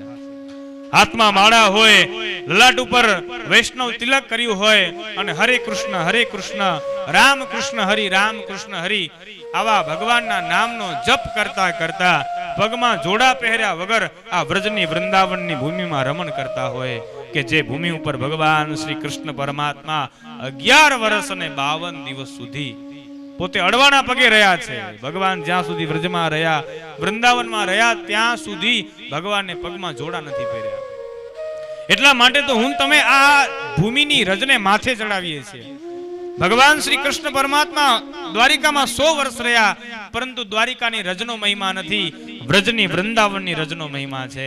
વ્રજની રજનો એક કણકો મારા તમારા દેહને સ્પર્શી જાય એટલે હું તમે પાપ તાપથી છૂટી જાય છે. વેદો શાસ્ત્રો અને પુરાણો મને તમને પોકારીને કહે છે કે જીવનમાં એક વખત પણ તમે અજાણતા બી વૃંદાવનમાં આવી ગયા, વ્રજ ભૂમિમાં આવી ગયા એટલે નરકમાં નહીં જવું પડે એની ગેરંટી મારા તમારા જીવનનો આ પુણ્યોદય થયો છે. મારું તમારું ભાગ્ય જાગ્યું છે. પરિણામે ભગવાન શ્રી કૃષ્ણ પરમાત્મા પ્રત્યેનો પ્રેમ જ્યાં વહી રહ્યો છે એ વ્રજભૂમિ વૃંદાવનમાં આપણને પ્રવેશ મળ્યો છે. એમને એમ પ્રવેશ નથી મળ્યો. એમને સમજતા થોડા ઘણા પૈસા ખર્ચ્યા કે થોડી ઘણી હેરાનગતિ વેઠી એટલે વૃંદાવન આવી ગયા. સવારે સ્મરણ કરેલું કે કેટલા લોકોની ઈચ્છા હતી, કેટલા લોકોની ઈચ્છા છે. તમે માનશો નહીં, મારા જીવનમાં કેટલા, મેં એક વખત વૃંદાવનના કોઈ સંતનું પ્રવચન સાંભળેલું અને એ વ્રજભૂમિ વૃંદાવનના નિવાસના મહિમા અંગે બતાવતા હતા કે એક વખત પણ જીવ આ વૃંદાવનમાંથી પસાર થઈ જાય, એક વખત પણ વ્રજભૂમિમાં પ્રવેશી જાય એટલે સમસ્ત જીવના પાપ તાપમાંથી છૂટી જાય. પરંતુ એમના એમ વૃંદાવનની ભૂમિમાં પ્રવેશ નથી મળતો જીવને. જ્યાં સુધી જીવ ઉપર ભગવતી રાધા રાણીની કૃપા ના ઉતરે, જ્યાં સુધી રાધાજી કૃપા ના કરે, ત્યાં સુધી જીવને વૃંદાવનમાં પ્રવેશ મળતો નથી મહારાજ. રાધા એટલે કોણ? રાધા માને ભગવાન શ્રી કૃષ્ણ પરમાત્મા પ્રત્યેના પ્રેમની વહેતી અવિરત ધારા. રાધા એટલે ભગવાન શ્રી કૃષ્ણ પરમાત્મા પ્રત્યેનો પ્રેમ, સાક્ષાત જીવતી જાગતી ભગવાન શ્રી કૃષ્ણ પરમાત્મા પ્રત્યેના પ્રેમની મૂર્તિ. એટલા માટે તો આપણે કહીએ છીએ કે રાધા રાણી જ કૃષ્ણને મિલાવે. રાધે રાધે કૃષ્ણ મિલાદે, રાધે રાધે કૃષ્ણ મિલાદે. એટલે આપણા બધા ઉપર રાધા રાણીની, રાધાજીની કૃપા ઉતરી છે.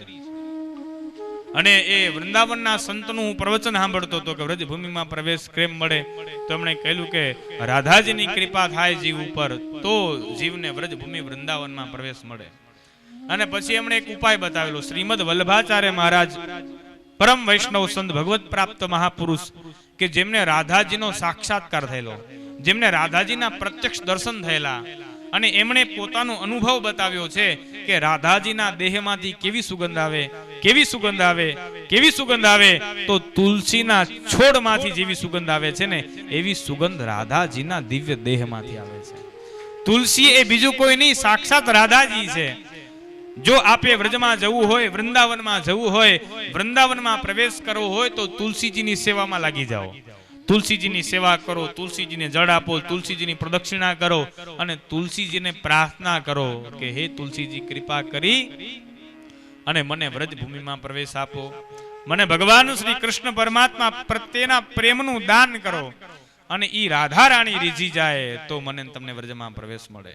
એટલે મેં પ્રવચન લગભગ 5 વર્ષ પહેલા સાંભળેલું અને ત્યારથી હું તુલસીજીની સેવા કરતો ને ત્યારે દરરોજ તુલસીજીને પ્રાર્થના કરતો કે ભગવતી ક્યારેક કૃપા કરજે. એવું તો પુણ્ય નથી કે નિત્ય નિરંતર વ્રજભૂમિમાં નિવાસ મળે, પરંતુ એકાદ વખત વ્રજભૂમિ વૃંદાવનમાં ભાગવતજીની કથા કહેવાનો અવસર મળે. વધારે નહીં પરંતુ 7 દિવસ ભાગવતજીની કથાનો આશ્રય લઈ વ્રજભૂમિ વૃંદાવનમાં નિવાસ મળે. એટલે એ કેટલાય સમયની કરેલી પ્રાર્થના મને એવું લાગે કે આજ રાધા રાણી સાંભળી અને આ બધાનું પુણ્ય જાગૃત થયું અને એ પુણ્યના પરિપાકે મને તમને આ ભગવાન શ્રી કૃષ્ણ પરમાત્મા પ્રત્યેના પ્રેમની દિવ્ય ભૂમિ, આ પાગલોની નગરી છે મહારાજ. હમણાં આપણે કથા વિરામ આપશું ને આટો મારજો. એ પ્રેમ મંદિર, એ ઇસ્કોન મંદિર, રોડ ઉપર નાચતા લોકો મને તમને દેખાશે કૃષ્ણ કૃષ્ણ કૃષ્ણ કરતા કરતા. અને એ આ અહીંયા ભક્તિ અણુ અણુમાં વ્યાપ્ત છે.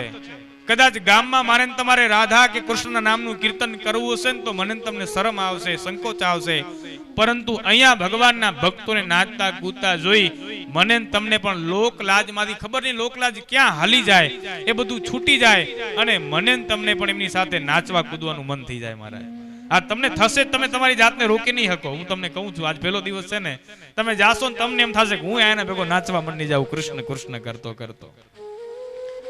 આ વ્રજની વૃંદાવનની ભૂમિ જ્યાં ભક્તિ છે, જ્યાં પ્રેમ છે મહારાજ, આ પાગલોની નગરી છે. કૃષ્ણના પ્રેમમાં પાગલોની નગરી છે.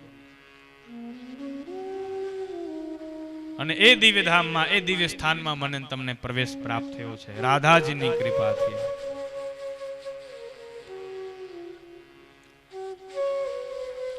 દેવર્ષિ નારદજી ભક્તિ દેવીને કહે છે કે દેવી ધન્ય છે આ વ્રજ વૃંદાવનની ભૂમિ કે જ્યાં આજે પણ ભગવાન પ્રત્યેની ભક્તિ છે એ પૂર્ણતઃ પુષ્ટ છે. ભક્તિ વૃંદાવનમાં છે મહારાજ, પૂર્ણતઃ પુષ્ટ. ભક્તિના દર્શન મને તમને વૃંદાવનમાં થાય, ભક્તિ વ્રજમાં વૃંદાવનમાં મને તમને દેખાય. દેવર્ષિ નારદજી ભક્તિ દેવીના દિવ્ય મહિમાનું ગાયન કર્યું. ભક્તિ દેવીનું દુઃખ દૂર થયું એટલે ભક્તિ દેવી નારદજીના ચરણોમાં ઢળી પડ્યા અને નારદજી તરત જ રોક્યા. એમને કહ્યું કે દેવી મારા પગ ન પકડો, કલ્યાણ ઈચ્છતા હોય તો ભગવાન શ્રી કૃષ્ણનું સ્મરણ કરો. શ્રી કૃષ્ણ મને તમને છોડીને ક્યાંય ગયા નથી. કૃષ્ણ ભગવાન નિત્ય નિરંતર મારીને તમારી સમીપે, મારીને તમારી સાથે છે. આ સાચા ગુરુનું કર્તવ્ય છે. નારદજીને ભક્તિ દેવી પગે લાગતા હતા, નારદજી ખસી ગયા કે દેવી મારા પગ ન પકડો, પગ પકડવા હોય તો ભગવાન કૃષ્ણના પકડો. મારું કર્તવ્ય તમને નમતા શીખવાડવાનું છે. ગુરુનું કર્તવ્ય શિષ્યને નમતા શીખવાડવાનું છે. એ શિષ્ય નમતો શીખી જાય ને એટલે ગુરુ બાજુ હટી જાય અને પોતાની જગ્યાએ પરમાત્માને ધરી દે. એ પરમાત્માની પ્રાપ્તિ કરાવી દે પોતાના શિષ્યને. સાચો ગુરુ એ છે. અત્યારના કલુગી ગુરુઓ ભલે ભગવાનના ફોટાને બાજુમાં રાખીને પોતાના પોતાની પૂજા કરાવતા હોય, પરંતુ નારદજી સાચા સંત છે, સાચા ગુરુ છે. નારદજી કહ્યું દેવી ભગવાનનું સ્મરણ કરો, તમારું દુઃખ દૂર થશે. પછી જ્ઞાન વૈરાગ્યના દુઃખને દૂર કરવા માટે થઈ, એમને જાગૃત કરવા માટે થઈ દેવર્ષિ નારદજીએ વેદોનો પાઠ કર્યો, ગીતાનો પાઠ કર્યો, અન્ય શાસ્ત્રોનો પાઠ કર્યો. પરંતુ જ્યાં સુધી પાઠ થાય ત્યાં સુધી જ્ઞાન વૈરાગ્ય જાગે. પાઠ સંપન્ન થાય એટલે વળી પાછા બેભાન થઈ જાય. તે સમયે આકાશવાણી થઈ કે દેવર્ષિ નારદજી તમે કોઈક સત્કર્મ કરો, એ સત્કર્મના પ્રભાવે જ્ઞાન અને વૈરાગ્ય જાગૃત થશે. પછી દેવર્ષિ નારદજી કહ્યું કયું સત્કર્મ કરવું? તો આકાશવાણી કહ્યું કે એ તમને કોઈક શીલથી શોભતા શીલવાન સાધુઓ તમને બતાવશે. કોઈ શીલવાન સાધુની પ્રાપ્તિ થાય તો એ સાધુ દ્વારા તમને સત્કર્મ કરવાનો માર્ગ પ્રાપ્ત થશે. દેવર્ષિ નારદજી બદ્રિકાશ્રમમાં કયું સત્કર્મ કરે કે જેના થકી ભક્તિ જ્ઞાન વૈરાગ્યનો દુઃખ દૂર થાય, જ્ઞાન વૈરાગ્ય પુનઃ જાગૃત થાય, એ બાબતનું સંશોધન કરી રહ્યા છે. લોકોને પૂછે છે કે હું શું કરું કે જ્ઞાન વૈરાગ્ય જાગે? વળી જવાબ મળે ને એટલે નિરાશ થઈ માથું ખંજાળવા લાગે. સનત કુમારોનો ભેટો થયો એટલે નારદજીએ સનત કુમારોને પૂછ્યું કે કૃપા કરી કોઈ એવો માર્ગ બતાવો કે જેના થકી જ્ઞાન વૈરાગ્ય જાગૃત થઈ જાય. એટલે પછી સનત કુમારે કહ્યું કે એ તો સાવ સહેલો માર્ગ છે. શું કરવું જોઈએ, કયું સત્કર્મ કરવું જોઈએ? એટલે સનત કુમારો કહે શ્રીમદ ભાગવતની કથા કરવી જોઈએ. શ્રીમદ ભાગવત સપ્તાહ જ્ઞાન યજ્ઞ છે. ભક્તિ જ્ઞાન વૈરાગ્યને પુષ્ટ કરવા વાળા છે, એમને બળ આપવા વાળા છે. ભક્તિ જ્ઞાન વૈરાગ્યને બળ ભગવાનની કથા થકી પ્રાપ્ત થાય છે. આપ ભાગવતજીની કથા કરો એટલે પછી ભક્તિ જ્ઞાન વૈરાગ્યને બળ આપવા માટેથી દેવર્ષિ નારદજીએ આનંદવનમાં ગંગા નદીના કિનારે આનંદ નામક ઘાટ ઉપર અત્યંત દિવ્ય એવી શ્રીમદ ભાગવતજીની કથા સનત કુમારો પાસે સાંભળી. સનત કુમારોએ દેવર્ષિ નારદજીને ભગવાનની દિવ્ય કથા અને કથાનો મહિમા કઈ સંભળાવ્યો અને કથાનો મહિમા સંભળાવવા અંતર્ગત આત્મદેવ બ્રાહ્મણ, ધુંધુલી, ધુંધુકારી અને ગોકર્ણની કથા કઈ સંભળાવી, જેમાં ભાગવતજી થકી ધુંધુકારી નામના પ્રેતનો ઉદ્ધાર થયો. જીવતો જીવ ભગવાનની કથા માણસ સાંભળે, જીવ સાંભળે તેનું કલ્યાણ થાય, પરંતુ દેવયોગે એ જીવ પોતાની જીવિત અવસ્થામાં ભગવાનની કથા ન સાંભળી શકે, પરંતુ મૃત્યુ પછી, મર્યા પછી તે જો એ ભગવાનની કથા સાંભળે તો એ પ્રેત અવસ્થામાં સાંભળેલી કથા પણ એને પાપ તાપ આદિથી મુક્તિ પ્રદાન કરી શકે છે. આવું અત્યંત દિવ્ય ભાગવતજીનો મહિમા રહેલો છે, જે પાપ તાપ આદિથી મનન તમને છોડાવે છે, જગતના સંસારના બંધનોથી જે મનન તમને મુક્તિ પ્રદાન કરે છે. સ્વયં ધુંધુકારી પ્રેતે ભાગવતજીનો મહિમા ગાયો છે. કહ્યું છે કે ધન્યા ભાગવતી વાર્તા પ્રેત પીડા વિનાશિની સપ્તાહોપી તથા ધન્ય કૃષ્ણ લોક ફલપ્રદ. એક વાંસની અંદર બિરાજમાન થઈ પ્રેત સ્વરૂપે, બહુ વિસ્તારવાળી લાંબી કથા છે, પરંતુ એક સત્રની સમયના અભાવવાળી કથામાં અમુક કથાનો વિસ્તાર ને અમુક કથા આપણે થોડી સંક્ષેપમાં દર્શિત કરીશું. એ 7 ગાંઠોવાળા વાંસની અંદર બિરાજમાન થઈ ધુંધુકારી પ્રેતે કથા સાંભળી અને એ 7 દિવસ કથા સાંભળવાથી એ ધુંધુકારીને પ્રેતપણામાંથી મુક્તિ મળી ગઈ. બોલી ભક્તવત્સલ ભગવાન કી. 5 અધ્યાયોમાં શ્રીમદ ભાગવતજીનો મહિમા બતાવ્યો અને પછી 6ઠા અધ્યાયમાં શ્રીમદ ભાગવત મહાપુરાણની વિધિ બતાવી. જે જીવ શ્રીમદ ભાગવતજીની કથા સાંભળવા ઈચ્છતો હોય, કથા જ્ઞાન યજ્ઞ કરવા ઈચ્છતો હોય અને એના પૂર્ણતઃ પુણ્યફળને પ્રાપ્ત કરવા ઈચ્છતો હોય તો આવા વ્યક્તિ કેવા નિયમો ધારણ કરવા જોઈએ, કેવી વિધિને ધ્યાનમાં રાખવું જોઈએ, તો એ બધું અત્યંત વિસ્તારથી બતાવ્યું. સૌથી પહેલા કહ્યું કે જીવે અત્યંત દિવ્ય મુહૂર્ત જોઈ એ મુહૂર્તમાં કથાનું આયોજન કરવું જોઈએ. પછી દેશે દેશે તથા સેમ વાર્તા પ્રેષ્યા પ્રયત્નતઃ, દેશ દેશમાં દૂર દૂરથી લોકો આવી ભાગવતજીની કથા સાંભળે એવી વ્યવસ્થા કરવી જોઈએ. જેટલા લોકો ભગવાનની કથા વધારે લોકો સુધી આ કથાનો દિવ્ય વિચાર પહોંચે એટલું જગતનું કલ્યાણ થાય છે. કોઈ લોકો પાસે સમયનો અભાવ હોય તો ક્ષણો અત્રેવ સુદુર્લભ, શ્રીમદ ભાગવત જ્યાં થતી હોય ત્યાં એક ક્ષણ માટે પણ જો જીવ નિવાસ કરે તો એ પણ અત્યંત દુર્લભ છે. એના થકી પણ જીવ પાપ તાપથી છૂટી જાય છે. એટલા માટે જેમની પાસે વધારે સમય ન હોય તો એમને આગ્રહ કરીને કેવું કે થોડી વાર માટે પણ તમે કથામાં પધારજો. આ રીતે લોકોને કથામાં જોડવા જોઈએ. પછી કથા માટે વક્તા કેવા હોવા જોઈએ તો વક્તાના નિયમો બતાવ્યા. વિરક્તો વૈષ્ણવો વિપ્રો વેદ શાસ્ત્ર વિશુદ્ધિકૃત દ્રષ્ટાંત કુશલો ધીરો વક્તા કાર્યોતિ નિષ્પ્રહ. ભાગવતજીની કથા કહેવા માટે કેવા વક્તાની નિયુક્તિ કરવી જોઈએ તો કે જે વિરક્ત હોય. વિરક્ત માને જેની દ્રષ્ટિ સાંસારિક સુખો પ્રતિ નથી, જેને પૈસા અને પ્રસિદ્ધિ વાલા નથી, જેને ભગવાન વાલા છે એવા વ્યક્તિ પાસે ભગવાનની કથા સાંભળવી જોઈએ. વૈષ્ણવ જે ભગવાનનો ભક્ત હોય. વિપ્ર માને બ્રાહ્મણ હોવો જોઈએ. વેદ શાસ્ત્ર વિશુદ્ધિકૃત, વેદ શાસ્ત્રને જાણવા વાળો હોવો જોઈએ. દ્રષ્ટાંત કુશલો, દ્રષ્ટાંત આપવામાં કુશળ. ભાગવતજીના અમુક સિદ્ધાંતો એવા છે કે જે દ્રષ્ટાંત આપ્યા વિના આપણે ન સમજી શકીએ.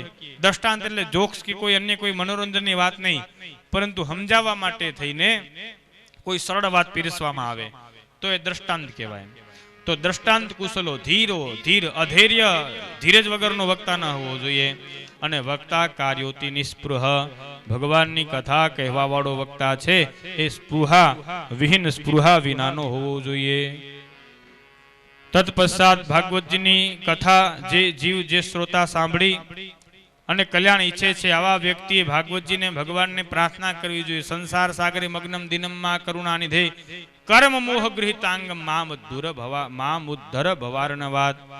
ભગવાનને પ્રાર્થના કરવી જોઈએ કે હે પરમાત્મા, આ સંસારમાં મોહરૂપી મગરે મને પકડી રાખ્યો છે અને આપ કૃપા કરી આ સંસાર સાગરમાંથી મારો ઉદ્ધાર કરો. જેમ તમે પેલા ડૂબેલા હાથીને મગરથી છોડાવેલો એમ મને પણ આ સંસારના બધા બંધનોથી આપ છોડાવો. નિર્વિઘ્નેવ કર્તવ્યો દાસોહમ તવ કેશવ. પરમાત્મા પ્રત્યેની શરણાગતિ ધારણ કરી અને ભગવાનની કથામાં જીવે જોડાવવું જોઈએ. સુખ સાધ્યમ ભવે ત્યાદુ કર્તવ્ય શ્રવણયાત્યત. ભગવાનની કથામાં મહત્વનો નિયમ છે કથા સાંભળવી. પછી ભૂખ્યા રહીને કથા સાંભળવાની મજા આવે તો ભૂખ્યા રહીને સાંભળવી, અને બરોબર ધબધબાટી બોલાવીને જમીન કથા સાંભળવાની ગમે, જે આપણને અનુકૂળ લે એ પ્રકારે ભગવાનની કથા સાંભળવી જોઈએ. કથામાં વિધિમાં મુખ્ય ભગવાનની કથા સાંભળવી છે. માત્ર વિધિ પૂજા કરીને આપણે જ્યાં ત્યાં ભટકવા હાલ્યા છે એવું નહીં. ભગવાનની કથાનો એક એક અક્ષર, એક એક શબ્દ મારું ને તમારું કલ્યાણ કરે છે, મને ને તમને પાપ તાપથી છોડાવે છે. એટલે ભગવાનની કથા સાંભળવી જોઈએ. ઉપવાસ વિશે ઘણા કે કથામાં ઉપવાસ કરવો જોઈએ, પણ ઉપવાસની કોઈ વિશેષ વાત નથી. અન્ન ન છોડવું, પરંતુ શું છોડવું જોઈએ તો કયું છે, કામમ ક્રોધમ મદમ માનમ મત્સરમ લોભમેવ ચ દંભમ મોહમ તથા દ્વેષમ દુર્ચેવ કથાવ્રતિ. જે જીવ ભગવાનની કથાનો લાભ પ્રાપ્ત કરવા ઈચ્છતો હોય આવા વ્યક્તિએ કામ ત્યજવો જોઈએ, ક્રોધ ત્યજવો જોઈએ, મદ માન મોહ મત્સર લોભ દંભ પાખંડ ઈર્ષા અદેખાઈ આ બધું છોડવું જોઈએ. હંમેશા સત્ય શોધ દયા મૌન સરળતા વિનય અને ઉદારયુક્ત જીવન કે ઉદારયુક્ત આચરણ રાખી અને જીવે ભગવાનની કથા સાંભળવી જોઈએ, જેથી કરી જીવ ભગવાનની આ દિવ્ય કથાનો લાભ પ્રાપ્ત કરી શકે.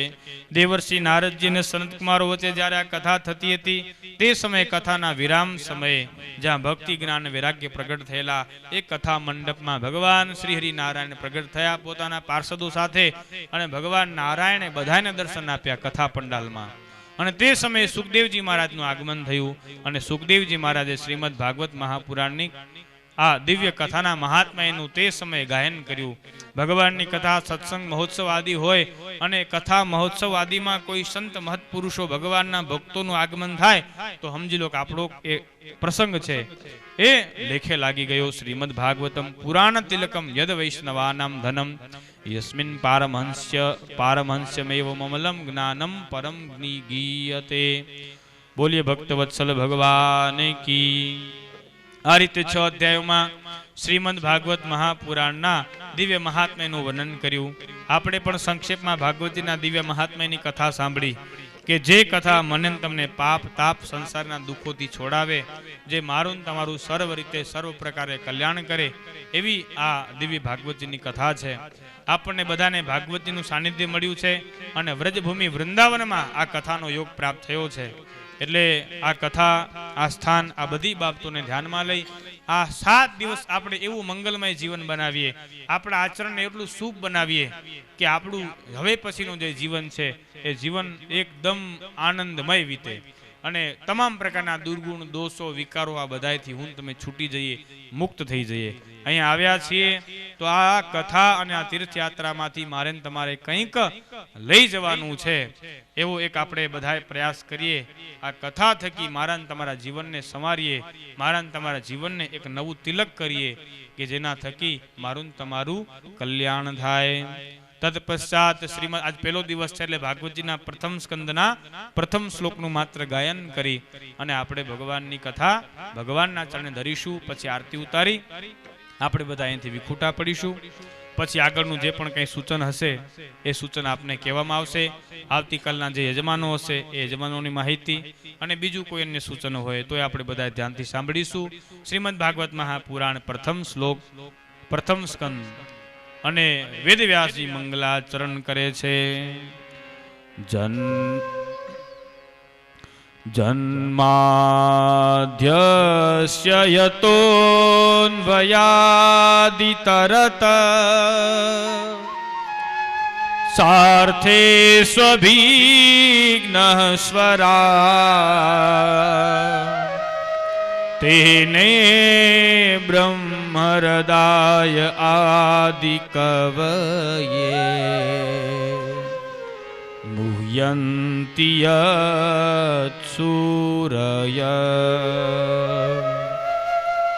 તેજો વારિમૃદામ યથા વિનિમયો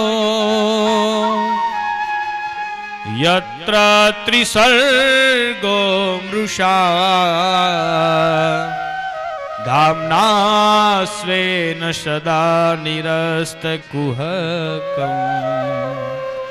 સત્યં પરમ ધીમહિ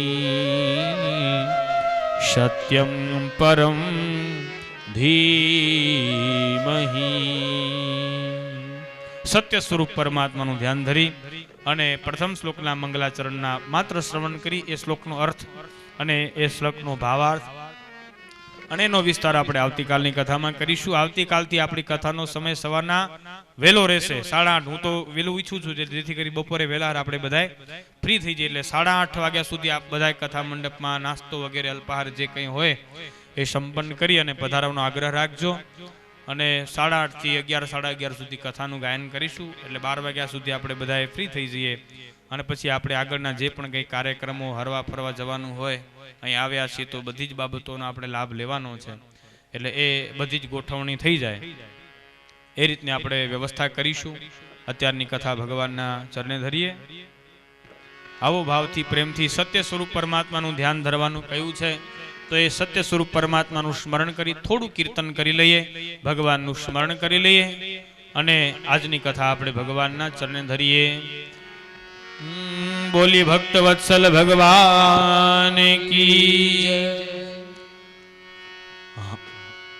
ભજન એક સત્ય નામનું કરીએ રે, એક સત્ય નામનું કરીએ રે. ભજન એક સત્ય નામનું કરીએ રે. ભજન એક સત્ય નામનું કરીએ રે. ભાવેથી ભવસાગર તરીએ રે. ભાવેથી ભવસાગર તરીએ રે. ભાવેથી ભવસાગર તરીએ રે. ભવસાગર તરીએ રે. ભજન એક સત્ય નામનું કરીએ રે.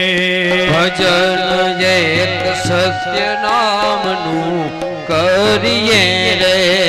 શ્રી રાધે.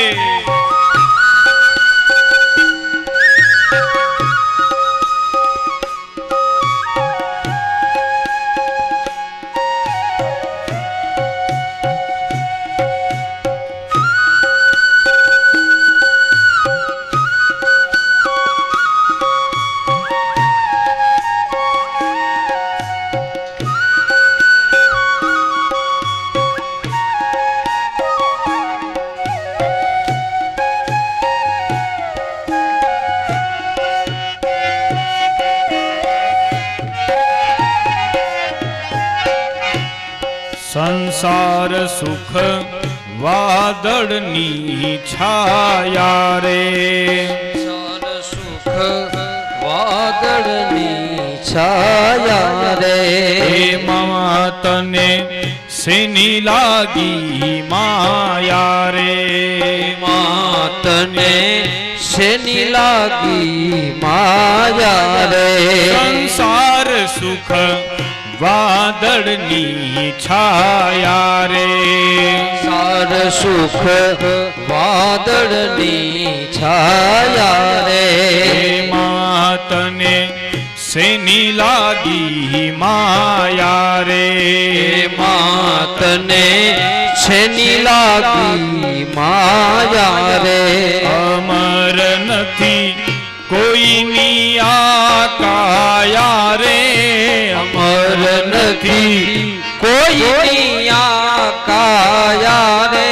અમર નથી કોઈની આ કાયા રે.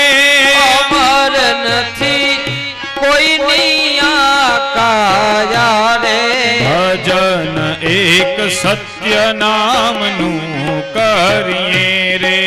ભજન એક સત્ય નામનું કરીએ રે. ભેગું કર્યું પડ્યું રે સે નાણું રે. ભેરું કર્યું પડ્યું રે સે નાણું રે. ભોજનિયાનું ભર્યું રે સે ભાણું રે. ભોજનિયાનું ભર્યું રે સે ભાણું રે. ભેગું કર્યું પડ્યું રે સે નાણું રે. ભેગું કર્યું પડ્યું રે છે નાણું રે ભોજનિયાનું ભર્યું રહેશે બાણું રે ભોજનિયાનું ભર્યું રે છે ભાણું રે ઓચિતાનું આવી જાશે ટાણું રે ઓચિતાનું આવી જાશે ટાણું રે ઓચિતાનું આવી જાશે ટાણું રે ઓચિતાનું આવી જાશે ટાણું ભજન એક સત્ય નામનું કરીએ રે ભજન એક સત્ય નામનું કરીએ રે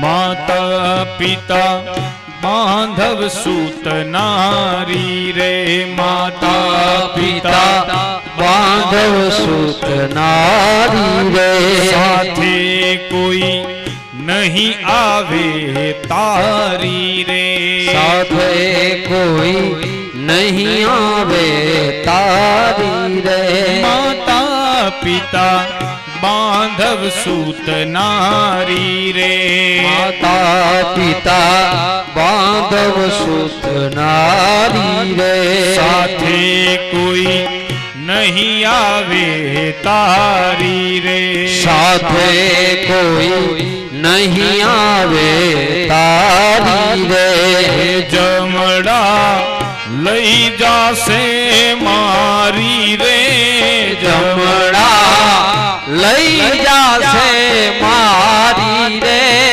જમડા લઈ જાશે મારી રે જમણા લઈ જાશે મારી રે ભજન એક સત્ય નામનું કરીએ રે ભજન એક સત્ય નામનું કરીએ રે શિખામણ માની લેજે છેલી રે શિખામણ માની લેજે છેલી રે નમી જાશે અમર બેલી રે નમી જાશે અમર પેલી રે શિખામણ માની લેજે છેલી રે શિખામણ માની લેજે છેલી રે બહુ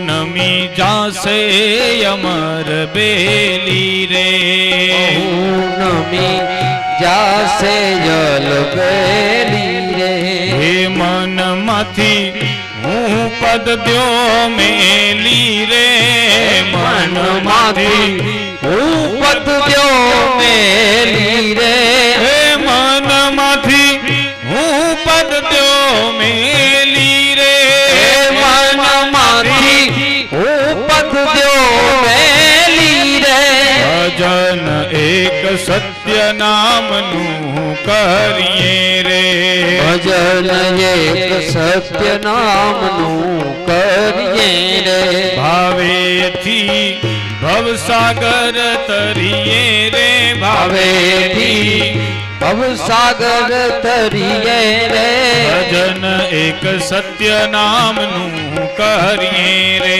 ભજન એક સત્ય નામનું કરીએ રે શ્રી રાધે ગોવિંદ ભજ મન શ્રી રાધે રાધે શ્રી રાધે ગોવિંદ ભજ મન શ્રી રાધે રાધે શ્રી રાધે ગોવિંદ ભજ મન શ્રી રાધે રાધે શ્રી રાધે ગોવિંદ ભજ મન શ્રી રાધે શ્રી રાધે જય જય રાધે શ્રી રાધે જય જય રાધે ઓ શ્રી રાધે જય જય રાધે રાધે શ્રી રાધે જય જય રાધે રાધે શ્રી રાધે ગોવિંદ ભજ મન શ્રી રાધે રાધે શ્રી રાધે